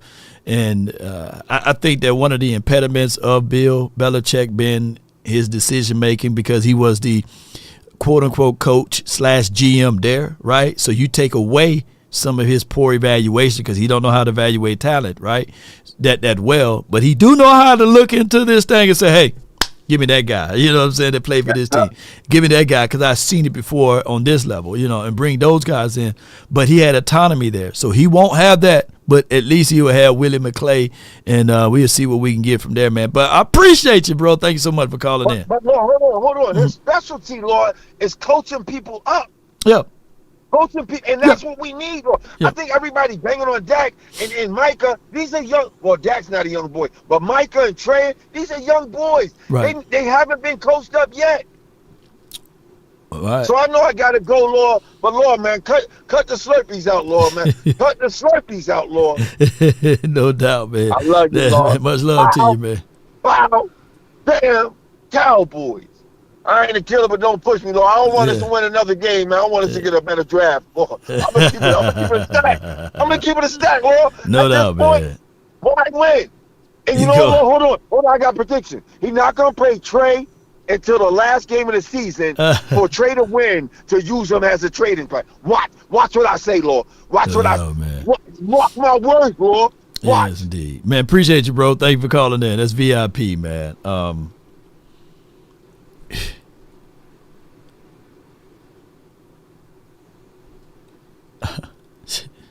The Cowboys sabotage any trade value possible for Trey Lance when they come out and say Cooper Rush give us the best chance to win, right? So that destroys Trey Lance's value, right? I mean, at this point, for what he did, you could have absolutely masked up a few things in preseason, but people, they got eyes, right? So on the open market, the most that you can probably get back from a Trey Lance is a 7th round draft pick. The most. And that's super reaching right there. What did Fields go for, y'all? How much did they trade it for Fields in the Steelers land, right? 6 or something like that? Is Trey Lance better than Justin Fields? So, people, that deal is done. Yeah, that's a lemon deal, That's a car that you didn't look up under the hood and you bought it. Advertised as a 6-cylinder, looked up under the hood only a 4, and the missing parts. They traded him for a 4th. Yeah, I'm talking about Justin Fields. He was traded for a 4th. Yeah. So people ain't going. They said, man, we can see y'all. There's no foreseeable contract for the future on Trey Lance, by the way. So they can just wait for him to be free agent, or wait for the Cowboys to cut him. They don't have to give up resources, is what I'm saying. I got from the 832, and then I got Chris from the 575. But 832, you're live on the nation. Talk to me. What's going on, Lord? What's good? Casper, what's good? Hey man, I ain't got much to say. I'm like you. I just want them to beat them when them watching the Commanders this weekend. That's all I got to say about them. I want them to beat them, man. Yeah. Hey, I don't like the Commanders, man. Shoot, I want to beat them too. I'm still. I don't like them either. Yeah. I'm still mad at what that Mouse kid back in the days when he called all of them balls on us, man. Sonoris Mouse or whatever he was, you know. Was it San Antonio Mouse? What was his name, y'all? Yeah, one of the Mouses, bro. I was like, man, on one end we were getting caught on by Randy Mouse when he was with the Vikings, and then this Mouse was mousing us, man. I was like, he was smaller Mouse though, but you know. Yeah, they got Nolan Brown over there cutting up now. Oh, okay, Noah Brown doing his thing. So I can't stand Noah Brown for dropping them balls when he was here. So yeah, but he ain't Santana Mouse, that was his name. Yeah. Huh? He ain't dumping nothing with Dan Quinn. He catching everything. Yeah, he catching everything, man. Yeah. That's all I got to say. I want them to win, man. We gonna see what goes on Sunday. And how about them Cowboys? How about them? Let's win by a point. Come on with it. That's Casper. Yeah, okay, Santana Mouse. I think he had a brother or something like that, Sonora Mouse too. But I was like, man, Cowboys just need to go get us a mouse. You know what I'm saying? Boy, that team always, you know, gave us during that time, you know. Yeah. Santana Mouse. And Alfred Morris that year, one of them years, Alfred Morris, and then we went and got him. Yeah. That damn Alfred Morris, boy, he scored a touchdown. Cow, you know. Yeah. But it is what it is. I got 575 and then Mike from the 484. So my guy, Chris, 575, you're live. Talk to me. Hey, what up, Law? What's up? Not much, man. I think whatever coach we get, if Jerry don't give him control, it's going to be the same thing over and over every year. Same thing. Yeah, Jerry's got to give the coach some kind of control so the players can respect him. Yeah, it's a layered problem. You got Jerry Jones to do a lot of talking, and then you got Stephen Jones that do a lot of hold backing on money. So I think that the thing that we can hope for, Chris, is that Jerry over the course of the year gets slower and slower, right? And step back away from this because it's just what it is. Yep, and then Dak, he's a good quarterback, man. I like Dak. He has heart. He fights to the end. But that's what we're lacking in coaching to give the other players, you know, for them to fight. Because I see some players just give up. Yeah, I asked Patrick Creighton, I said, man, how do you know that these players are done? And he said you can see it in their body language, their eyes. You can see it in their eyes that they gave up on the season, how they're laughing and keying on the sidelines and stuff like that, that this team, that Mike McCarthy done lost his team in this time. So when you can see those things, Chris, the best thing to do is go ahead and move on from it because we already know where we're heading. Give that man an early vacation, and let's go ahead and get the program going with something else. Maybe things can happen for us, you know. Yeah, like I like to see the team, you know, fight against Washington. Maybe give a game, you know, maybe win it. Yeah. You know, that's what I like to see. No doubt, man. I appreciate you, Chris. Thank you for calling in, bro. All right, take it easy, Law. No doubt, man. A good call from him, man. Yeah, we got to establish fight in this thing, man. And I think that the Cowboys ultimately just not fighting enough. But speaking of that, let's listen to this. He's not my guy. And now I got to figure out who can be my guy and what kind of system are they going to bring in that's going to either change who I got, my personnel that I have right now, either make it better with the current infrastructure or make it weaker because the system may require a certain style of player. And these players I got might not fit that style. There's a lot to evaluate if you got to go through this process of retooling. And the Cowboys obviously don't want to use the terms retooling or repositioning our team, but that's basically where we're at. That's Emmitt Smith. You're gonna have to start retooling. The time is now. The time is now. Like a moth to a flame. We knowing that when them bugs around that light, that the time for them is very limited. That life finna burn them up. Yeah. And that's where we at. I got Mike, man, from the 484. You're live on the Nation, brought to you by FrankelFirm.com. Talk to me. You, Law? What's good with you, bro? I can't call it. All right. Just a few things. I'm going to try to make it as quick as possible.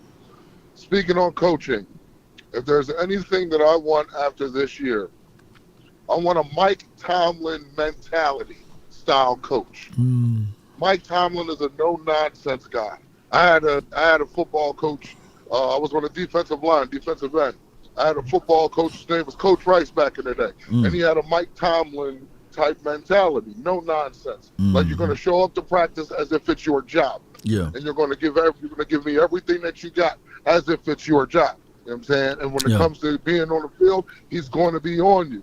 Well, my first game, I had 6 sacks and 8 tackles. Good Lord. You know what I'm saying? We need you now over here. Keep going. That's the type of mentality I expect out of a head coach. You know what I'm saying? No nonsense, brass tacks. Let's get down to business. You know what I'm saying?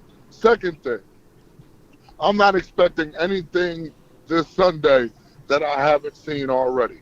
The defense fight in the first half while the offense pitter-patters up and down the field and, giving away the ball. I'm going to see that again because there is no definitive leader. You can tell that Mike McCarthy has checked out on play calling because even though he says, oh, well, we should run the ball, I want to run the ball, but aren't you the play caller? If you're the play caller, run the ball. Run it. Don't tell me you can't run it.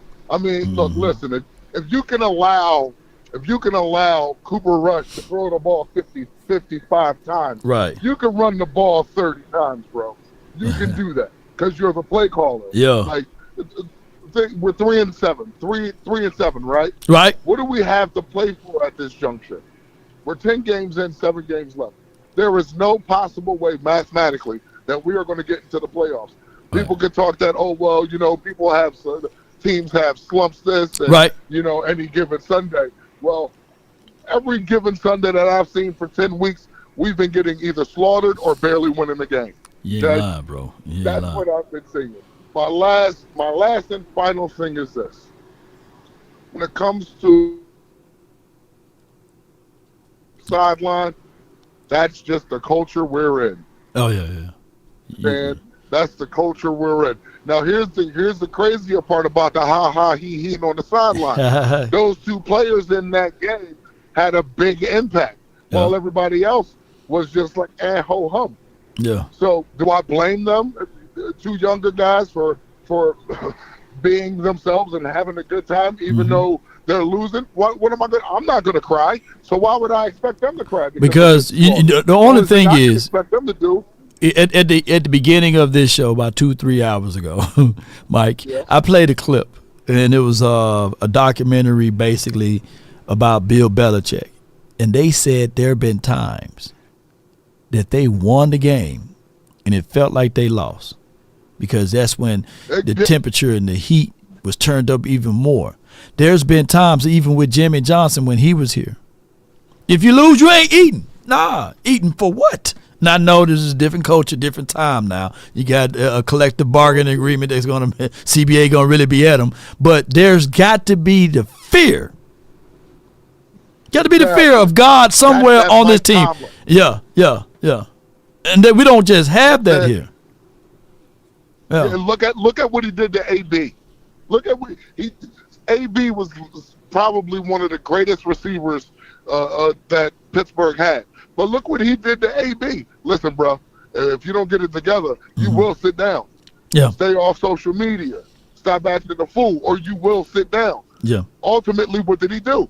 He said, listen, you're not the type of player that I need. Yeah, you're great. You're great. It's like if you look at free agency, a lot of people, through the offseason, a lot of people were clamoring, oh, well, we should get this person and that person. You know what I'm saying?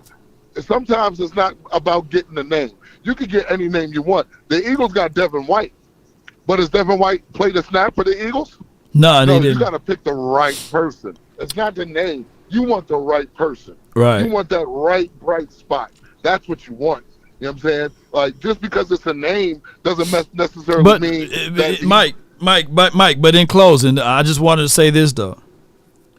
what they did is they took a shot in the dark, right? And they just wanted to see if he's capable of doing anything. And it goes two ways. It's a two-way street. When you hold on, I got some breaking news. Josina Anderson states that she spoke to the Cowboys front office, and the Cowboys are not pursuing Daniel Jones. Okay, that's the breaking news. Duh. That's Good not God. breaking. Yeah. That's not breaking news. But I wanted to get to this point. I want to get to this point before I let you go, bro. Yeah. The ideology of leaving no stone unturned is the possible potentials, right? So by the Eagles bringing in a Devin White, right, just to see if they can get a piece of what he did for when he played for the previous team, is a whole lot better than the Cowboys reaching out to some UFFL team, right, or some Canadian League team and bringing that guy in to see what, get what I'm saying? Also, what Devin White does, what Devin White does is it raised the temperature up, or the antennas up for the other linebackers. Like, damn, they bringing in Devin and Neil, man. Yeah, N'Kobe Dean. So he probably, instead of doing 25 reps, he going to give you 30 now, because he's saying, I ain't going to let nobody get my position. So that's operating not in comfort. You're going to take your shots. You're going to miss some. But I can't fault them for taking them. And that's where we are at with the Cowboys. We don't take no shots. Yeah. True. That's my point.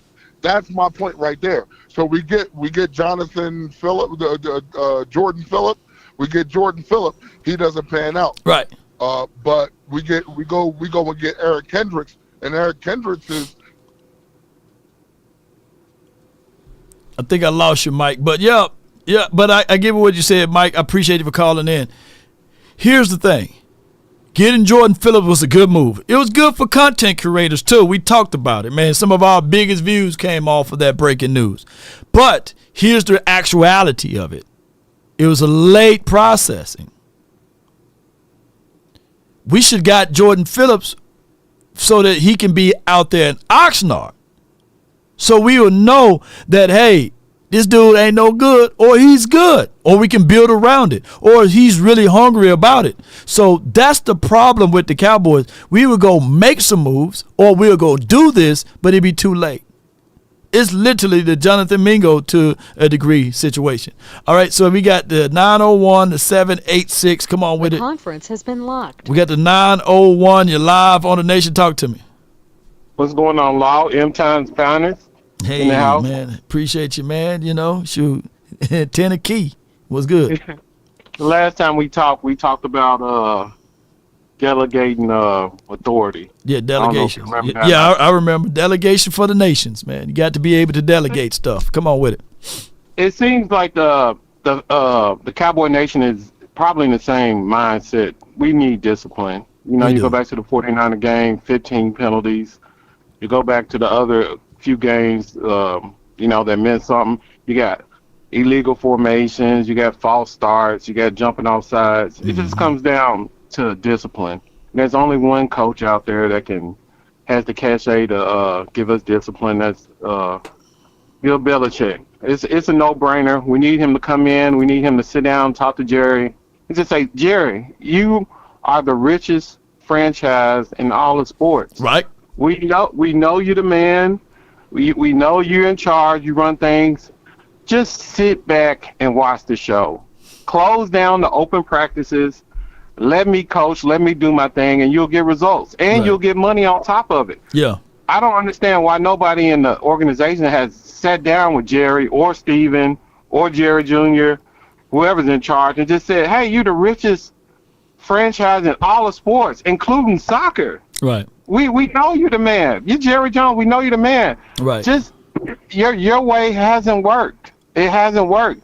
All you have to do is just sit back, bring in discipline. These young kids, and we talked about the young generation of workers and stuff. I don't know if you remember that. Yeah. Young kids, we need to go back to the old school mentality. We need to start being tough on these young men. Stop babying them. Right. Stop giving everybody a participation trophy. You need to be hard on these kids, these young black men, because the world ain't easy. The world's tough. Yeah, we got to start preparing them for the world. I don't mean to go off subject or whatever, but Bill Belichick is the guy for the job. Just let the man coach, let him instill discipline, and I think we'll be fine. Yeah. Even with the talent we got today, minus the offensive line, your boy Terrence Steele. Oh my God, it seems like every other play somebody's coming free from his side. So he definitely needs to go.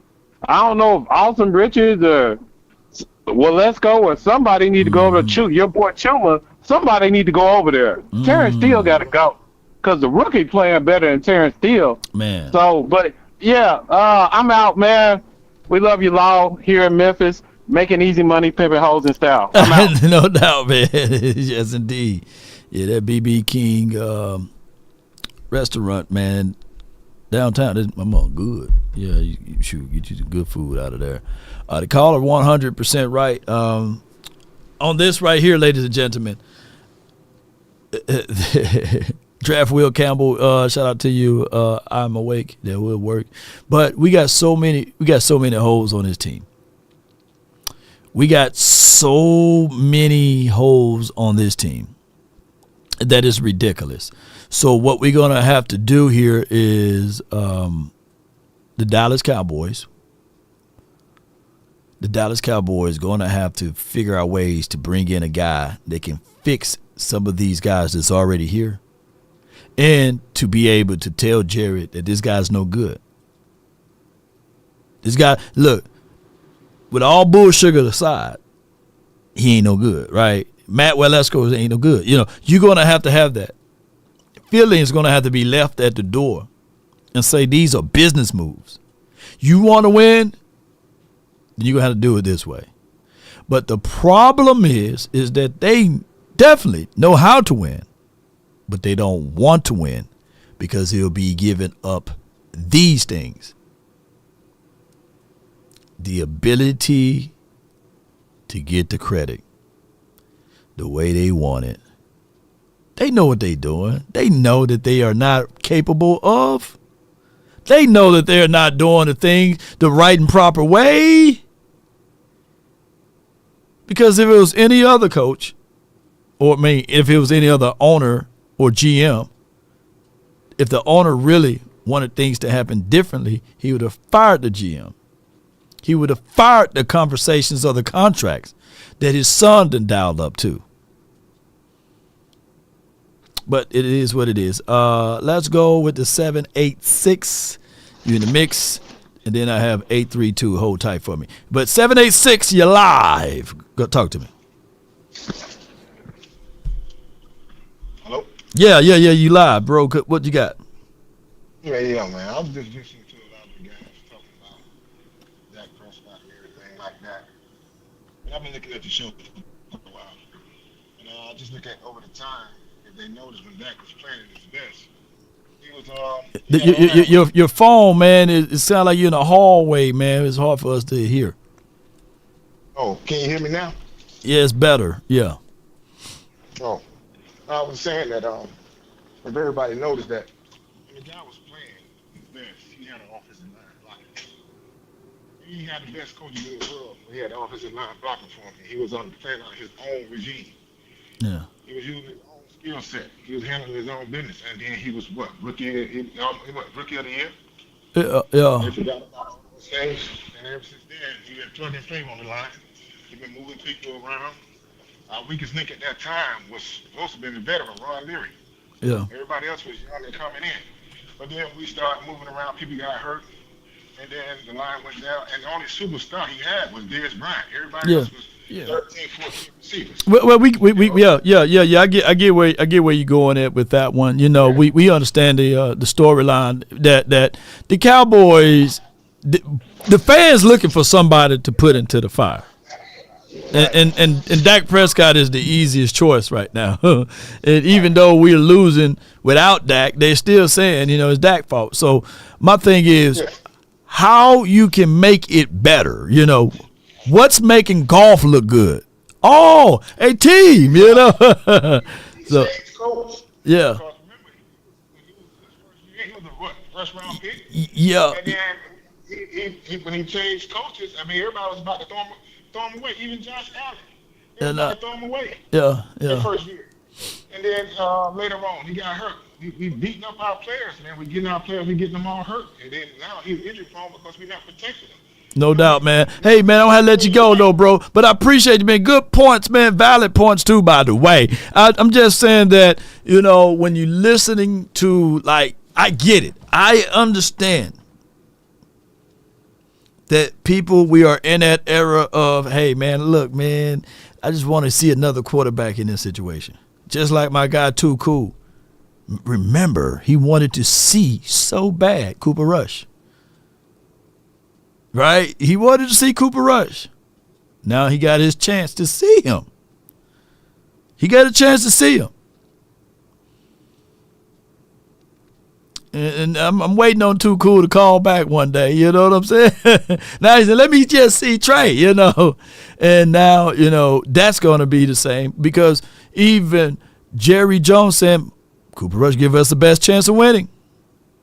And we've seen already the Trey Lance stuff, and I don't think that a coach in his lame duck season is willing to rip out his playbook to insert experiments, So it is what it is, man. Let the guy from the 832, Jeremy, man, you live, and then we will have the 305. Talk to me. What's up, Law? What's up? All this back flipping, over talking, like, hey, this conversation was supposed to be about coaching, right? Coaching. Coach. Yeah, new coach. Yeah. Ain't nobody coming over no solution. They coming they keep on saying Dion. They just pulling just rabbits out the hat, thinking some magic could go and happen. Ain't nobody being realistic. Mm-hmm. Like, that's all this off season just need to be about. Right. Like you say, Dak is here. Right. Just shut up talking about Dak. Yeah. You don't like him, don't talk about it. Yeah. Like, you ain't doing nothing but upsetting yourself. Facts. That's how you going there. To me, that's down to upset yourself. Mm-hmm. Want something that's gonna be here longer than whatever. Yeah. So just your only focus just need to be coaching. So like I was telling you yesterday, I had mentioned Doug Peterson, right? And you were saying, nah, maybe not him because of whatever. Yeah. Okay, so what about the Giants coach then? Brian Daboll. Yeah, Brian Daboll. What about him? He is. Let me see. See, I think he got. His play calling. His play calling is nice. He's an excellent play caller, a great preparer. The problem is with the ball. The ball would be great as an OC here.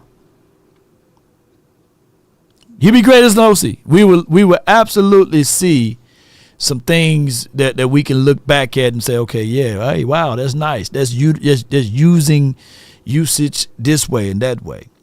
So, but him as a head coach, you got to understand, he's been over there in Giants land and he's 0 for whatever 4 or 5 against Mike McCarthy, So I don't know, but I think that Brian Daboll here as the head coach will be more of the same.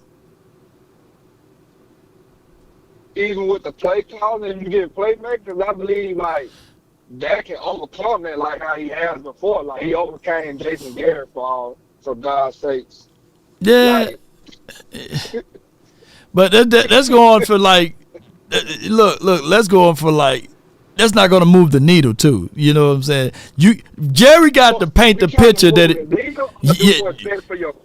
Jerry trying to move. Yeah, Jerry trying to do two things, The play on Mike McCarthy was he was a Super Bowl winning coach, right?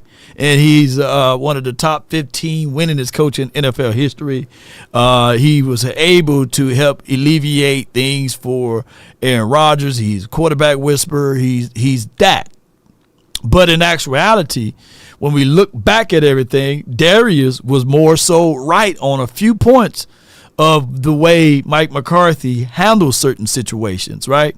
Now, granted, Mike McCarthy may have had intentions to do X, Y, and Z things, to change up the way we did things. But Jerry Jones still got in the way, right?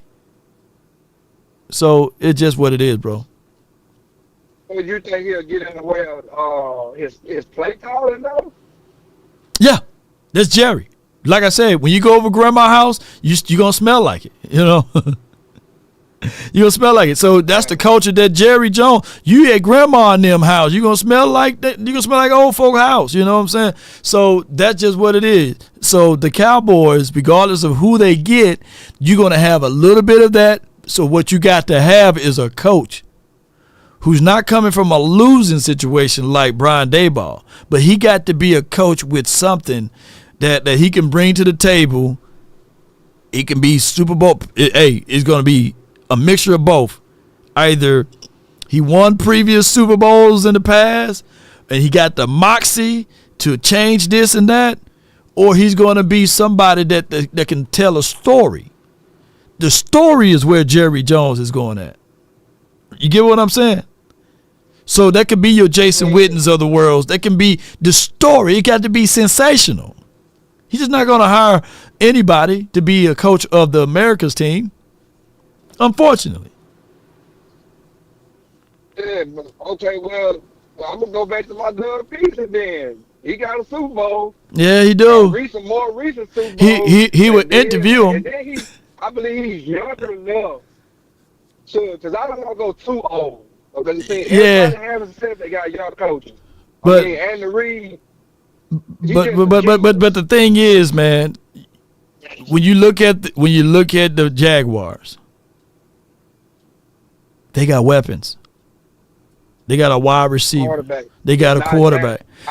Yeah, but you got to understand that, like, from the Joneses preview, they got a quarterback. They got a running back. Or from the media preview, you know what I'm saying? Nobody's out here bashing Trevor Lawrence as the quarterback, right? Whose numbers are parallel to Daniel Jones, believe it or not, you know.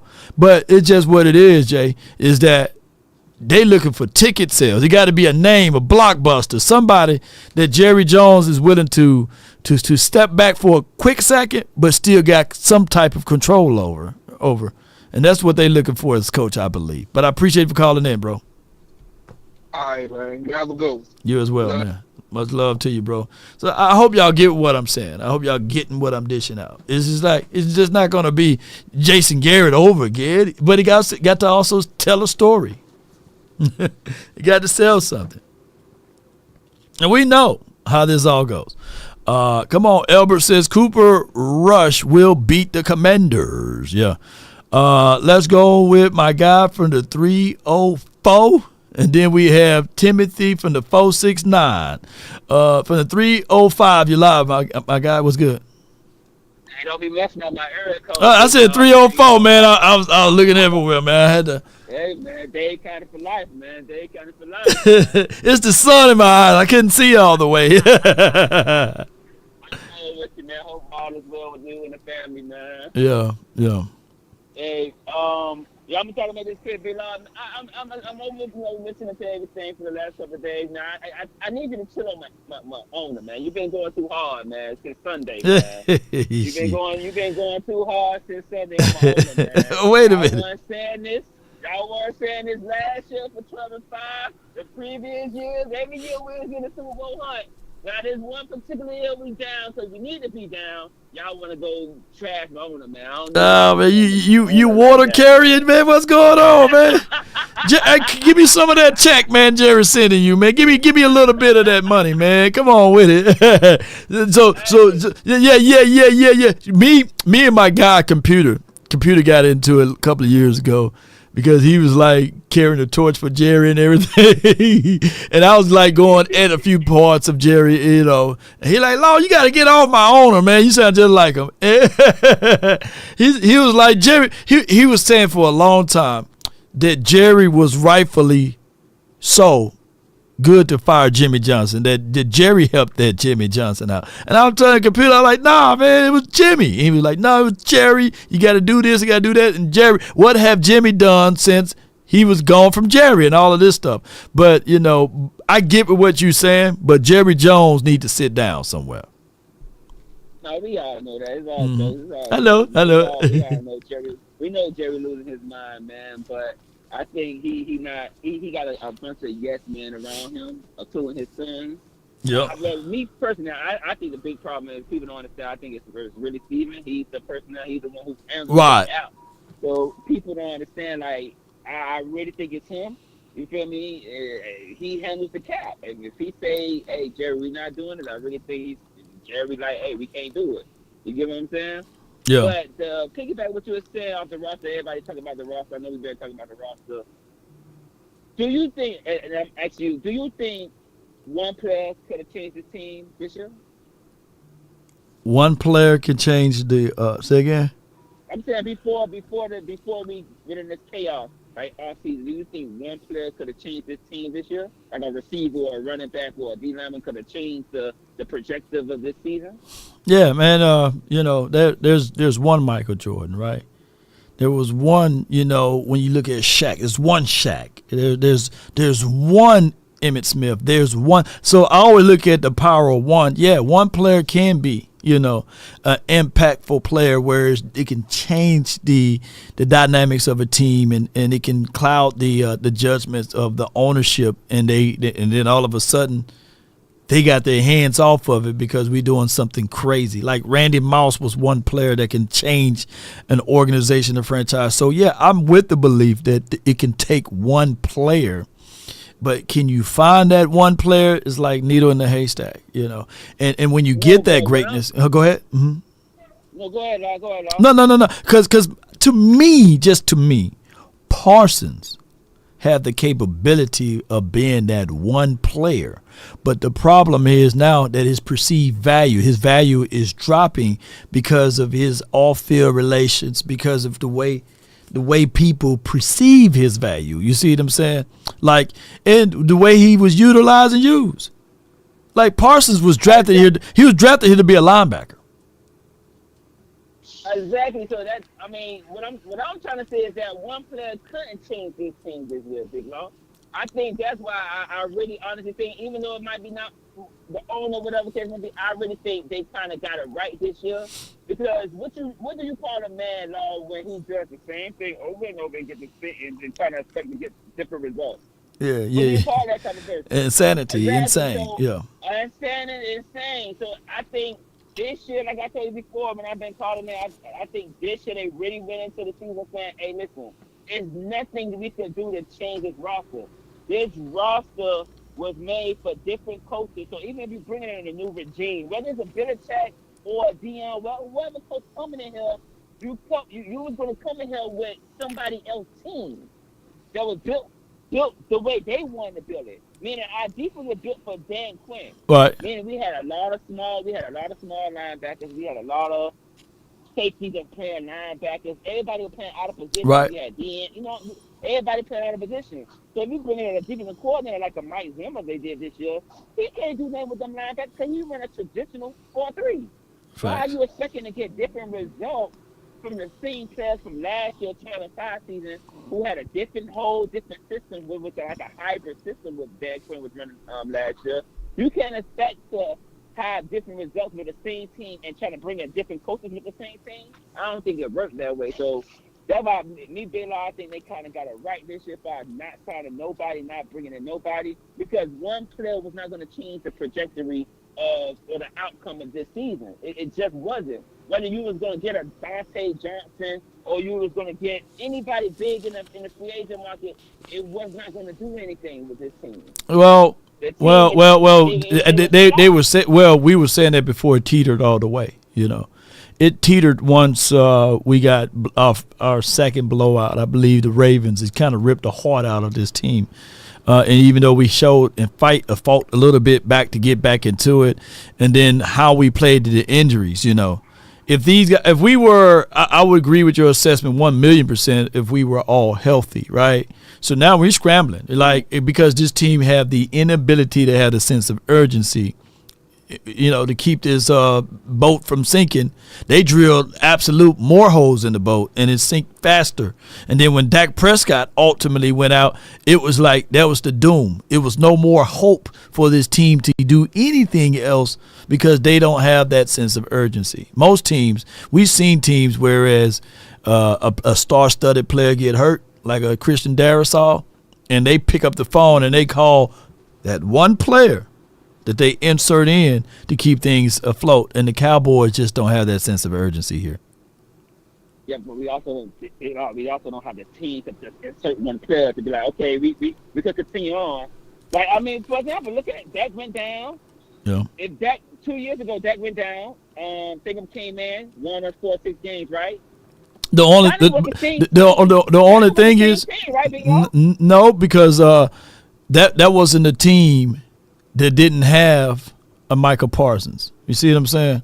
That was a team that didn't have a Dante Fowler or a Dorrance Armstrong that had heavy rotations, that had a healthy Bland. You see, a healthy Trayvon Diggs, or to a degree, another DB that was out there that can really just minimize the margins of error. We literally we laid into the grave ourselves when we ushered out Carson's, seeing that he getting burned week in and week out, and didn't particularly put someone else in that spot.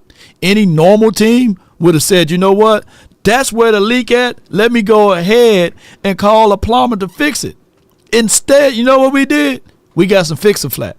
Or we got that Flexol.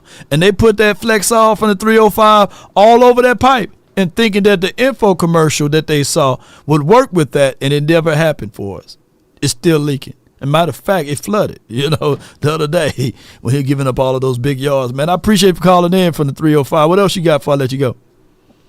I mean, about it, as far as this Michael Parsons, me honestly, Big Law, he's not an every down DN. I think right now, if we could get any type of value for him, because he's in the wrong system. He need a coach that's going to use him as like a army knife, that sharp knife where he's going to be able to blitz the A gap, blitz the B block, right, blitz outside, be able to use him, everywhere. And I just don't think we have the right coaching to do that. So, I mean, I'm going to go off that, but me personally, I don't think Michael Parsons is an every down DN. He's a talented person, don't get me wrong. Very fast, talented person, but trying to plug him in and put him at right end and let him blitz every down and try to give him the sack because we want this shiny sack chasing type person, I think that's going to kill our defense at the end of the day, because we're always going to have him and trying to figure out where to put him at. You know what I'm saying? With those, the whole front seven off. To me personally. No doubt, man. Here, man. Thank you for always picking up the phone for me, Big Law. I'm always listening, man. No doubt, man. Good call from the 305, man. I called him the 304 earlier. I messed up, but yeah, he has some great points. I'm with the belief that you keeping Michael Parsons. It's cheaper to have him here.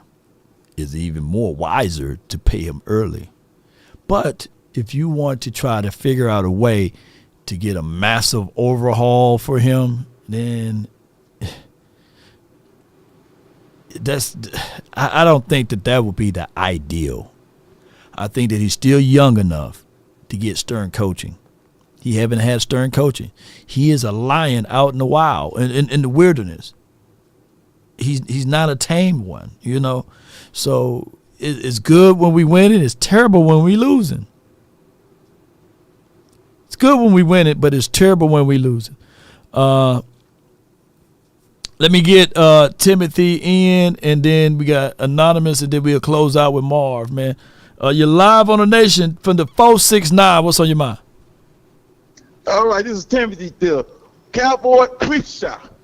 So I have something to say, and I'm telling you right now, if it was me, I won't start all my starters, man. I would let them heal up for the long run. Because the reason why I say that, because I will get ready for next year. Yeah. And so everybody can be healthy. Because this season being injuries. Come on with it. Injuries. All injuries. Injuries overall. It be injury all the time. Every week is an injury. Come on with it. But I'm telling you, but we have to, have a backup plan. A backup plan to have to come. Okay. It's time to change. We have to make a change. Just like we got to the mountaintop in the 90s. Okay. We could do it again. Okay. But we have to stand together. Okay. And hold hands. And All march. right. And march. Come on with it. Freedom. We danced. We made it.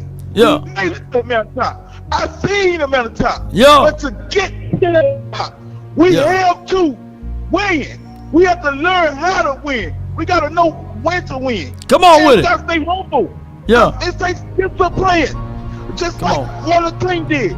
Discipline. Just like Deion Sanders did. Discipline. Just like Mike Irvin said. Discipline. Yeah. Just like Jimmy Johnson's. If you got discipline on the team. Yeah. Come on, brother. Come on. Whoa. You got discipline on the team. You're not going to win a game. Yeah. Discipline comes first. Come on. Because if you have discipline, you don't have nothing at all. Yes. If you have discipline, how can you learn? How can you win? Come on with it. Like Preach, preacher. Oh, come on. Come on. Come on. You can't win like that. Yeah. Because to win, you have to learn to come together. All right. Don't lose. All right. You can't lose. Yes. Tell yourself, you're not losers. We are Slap your winners. neighbor and tell him we're not losers. Come on with it. Throw on your helmet. Come on with it. Means something. Come on with it. It's means something like in the 90s. You give it everything away when you lose. You All right. look like you don't care no more. You need to know how to care. Come on with it. Bro. Yeah. Care about the team. All right. The team. Oh, the Spurs. The team. When you wake up this morning, think about your teammate. Yeah. Tell your teammate. Come Tell on. your teammate it's gonna be okay. It's okay. We're gonna make it. We're gonna make it. We went through it one day. We won win one But day. joy comes in the morning. Come on with it. Slap your neighbor and tell him joy is coming. Yes. Joe, what's a winner? It's a winner. Let's go. And let me hear you say, Timothy. Everything what God told me to do. Come on, brother. Oh, come on. Moses told God, but I tell you, brother, Moses was disciplined. But God told him. Yeah.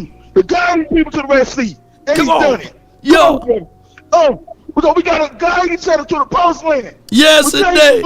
Appreciate you so much, Timothy. And let me hear you say it, bro. Unbelievable. Thank you, brother. Appreciate you, bro. It's a good call from him, man. Good call from Timothy. We caught the Cowboys, Holy Ghost. We are winners, baby. Yeah. Yes, indeed. That boy preaching, boy, there was some good messages in there, man. It was a good word. I heard you. He brought that Moses story up. Yeah. That boy got a word. He got a word. Yes, indeed. He got a word. He got a word over here. He said that, yeah, Moses, yeah. He make the unqualified qualified. You know, Moses was short and stubby. He stuttered when he speak. And, hey, God said, hey, I want you to go here and speak. And he said, hey, look at me. I can't say anything. I stutter when I speak. And God said, who made your mouth? Come on with it, baby. So I love it. Yeah, so he can make the unqualified qualified. I got Anonymous in the building. Talk to me, man. Come on with it. We got Deion, and we know we gonna get Deion. Yeah. I already know that we were gonna get Deion just because the simple fact is whenever we see Jerry hire a black coach, just because Deion was a player, whenever we see Jerry hire a black coach. I don't know. He don't hire him. He don't as a head coach. Because Chris Richard, Al Harris. You talking about Joe Witt?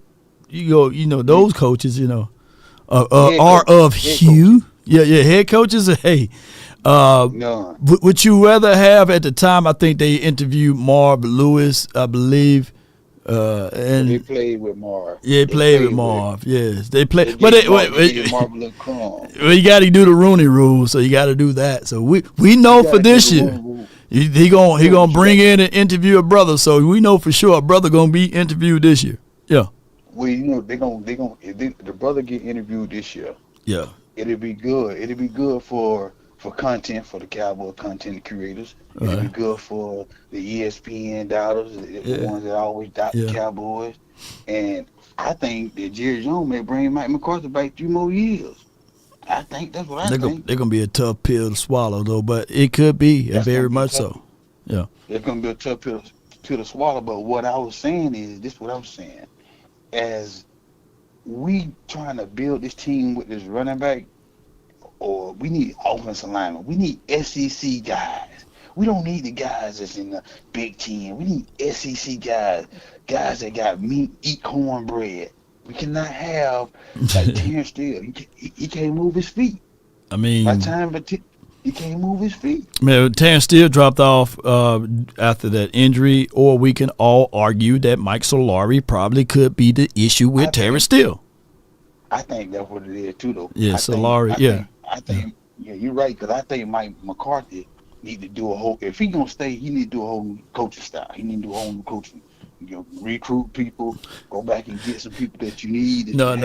He need to. The Cowboys, if they need to step back, or they should step in, because Mike McCarthy hires are not that great either. Tolzien or Tom Zine or whoever that is, the quarterback coach.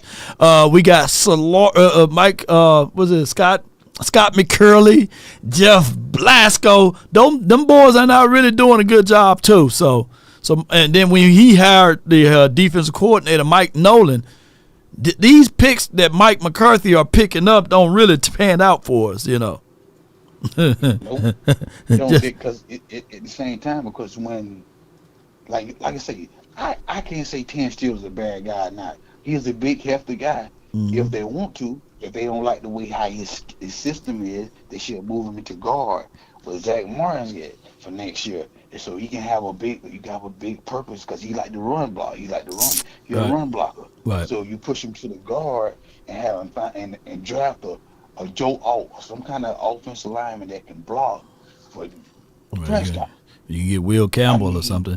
So hey, Prescott don't got number 2 seconds. By the time he's 2 seconds, he can't read the offense, the defense that fast. We can't read the defense that fast. By the time we blink our eyes, they done. In closing though, bro. In closing, what up? The Cowboys gonna beat the Washington this week. The Cowboys gonna beat the Giants this week. The Cowboys gonna beat. They're gonna keep going.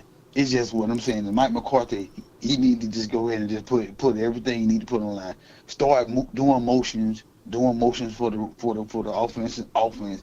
So the running backs can have a motion. So whenever there's a motion, it could be a running play or a passing play. Mm-hmm. He just needs to switch his offensive scheme up. Because Cooper, he did good. Like I said, Cooper gonna do good, but right now it's not happening. It's not happening for how he got the offense. Just you said go. That's appreciate you, bro. Happen. Thank you so much for calling in, fam. Good call from you, man. That's anonymous, man. Maybe he on to something. We get Mike McCarthy back for 3 years. But I definitely don't want him back for a year. You don't want to give us this again. You can't force us to say that this food tastes good. Oh, man, try the raisins, man. Yeah. But, man, look. It don't belong in this potato salad. Try the raisins. I'm telling you. You're going to like it. No, I don't like them. You know what I'm saying? And that's where we at. And we ain't finna run that back. Like for what bead of confidence that we want to see this again? Who wants to see 3rd and 10 to run from the shotgun? Who wants to see us going for it on 4th down, 4th and 9, the punt action stuff? Who wants to see this time management stuff? Look, we do better at this point, even though ultimately we want to figure out a way to get Jerry Jones to step back. But right now, the least of the things that we can request right now that can get any shape, form, or fashion of hope would be a different coach. Just a different coach.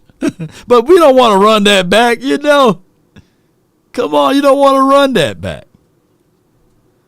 Some movies you watch one time and never watch it again is terrible. It's just a terrible movie. Don't need to watch it again. Hey, man, no.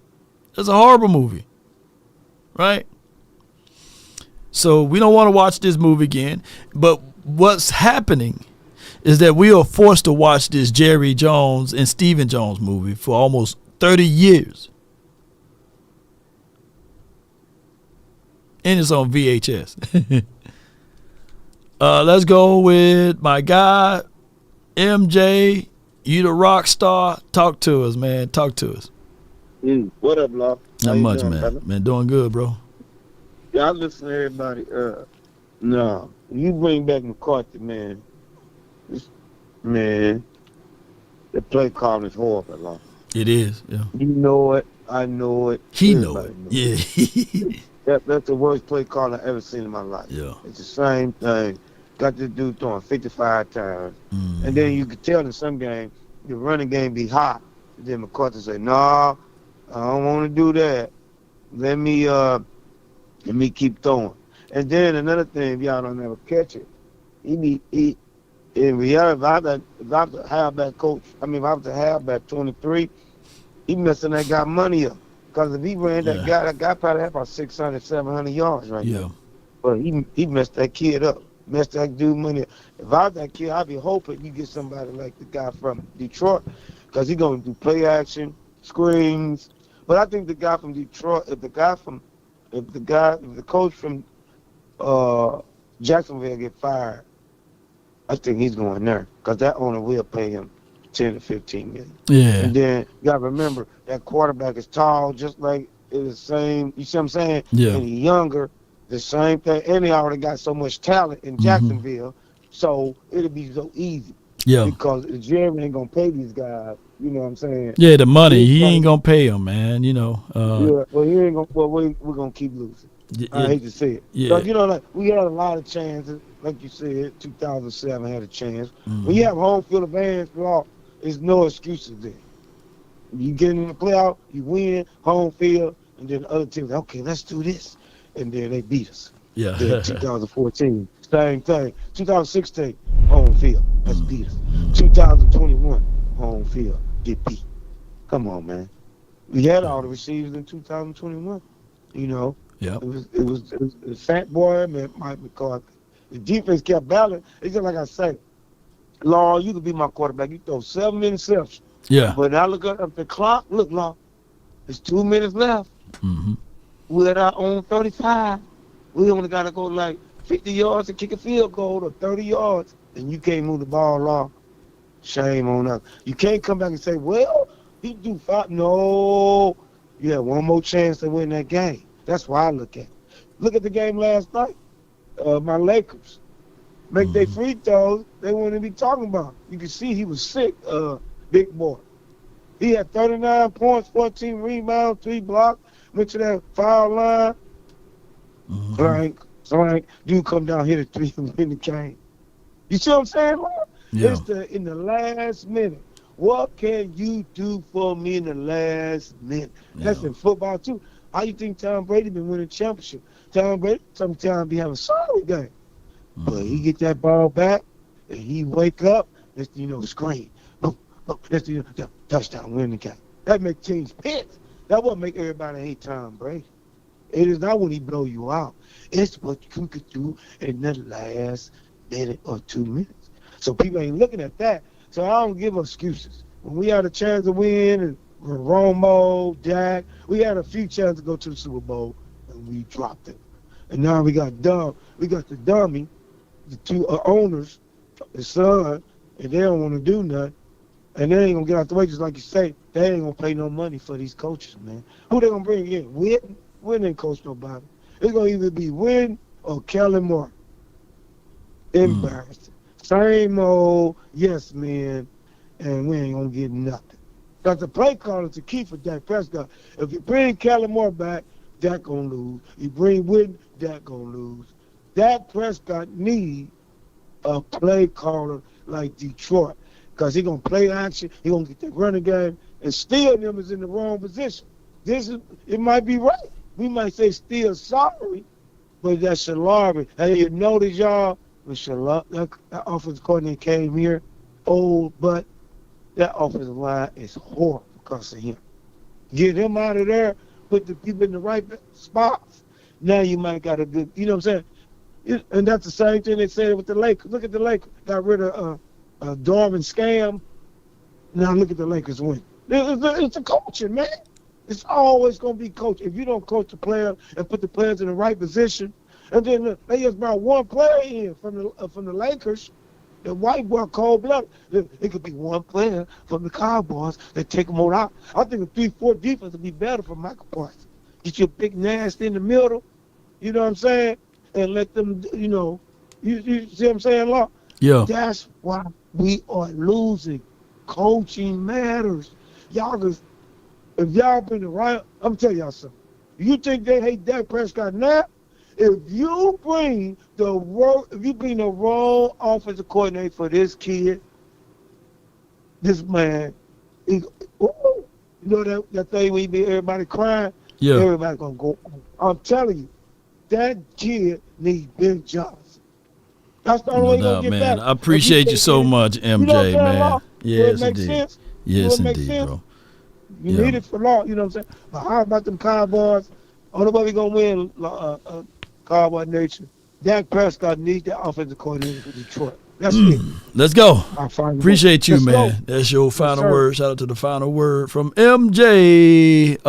Look, man, we had a great call today, man. Goodbye. All of y'all beautiful people that called in and spending all of your Friday with me, man. And got a few things that I got to go and take care of here as well. We looking to do a turkey giveaway. We looking to do some other things with the mighty Drew Pearson, and as well as a few things with Cowboys Experience and beyond. So y'all be on the lookout that we're going to try to get things going for the holidays. And granted, I know the holidays hit different, but you guys going to have to, work with me, Shoot, I missed that peach cobbler. I missed those meals and everything that was prepared by one of the greatest ladies to ever live on this planet, right? But now, I got to go scrape and and find, somebody else that can fix a mean potato salad or some dressings and I mean just that some of that good stuff, that good food, that mac and cheese and all of that good stuff. So, Cowboy Nation, at this time, let's continue to figure out ways to win. Whether it's by 1 point, or even whether it's by losing and you get a better draft pick. One way or another, we gonna have to figure it out, ladies and gentlemen. Let's go, Cowboy Nation. Good stuff. I am awake. Appreciate you, man. Always there. One of the bigger supporters here. Bobby King, appreciate you. He says Jerry just too stupid. Those are facts. Appreciate all of you all who stood and stayed all the way through until this end. But just like anything, one day at a time, one movement at a time, brick by brick. Yeah. This team would never win. Nah, Vincent, we gonna figure it out. We will. Yep. But let's go. Be safe, everybody. We'll be back with some more information, with more and more content for you all that's out here. As they say, stand tall or not at all, Cowboy Nation. That prize fighter, even when he's down, he continues to swing. Unless he's Mike Tyson, he just bite his fist, right? Stay paid. I appreciate you.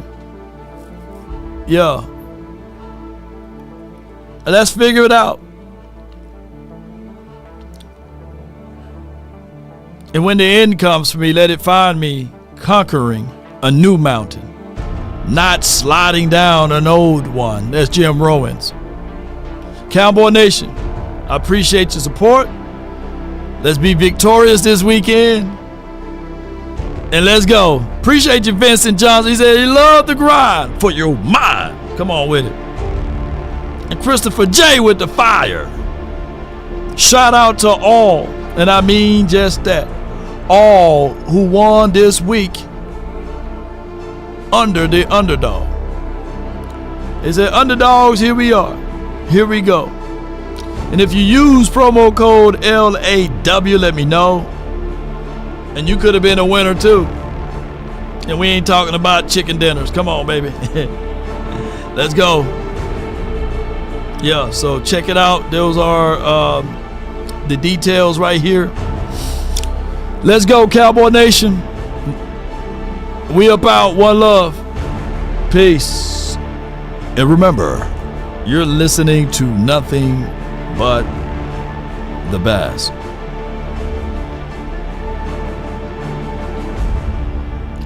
The boy said, victory is mine. Victory today is mine. Come on with it. Peace.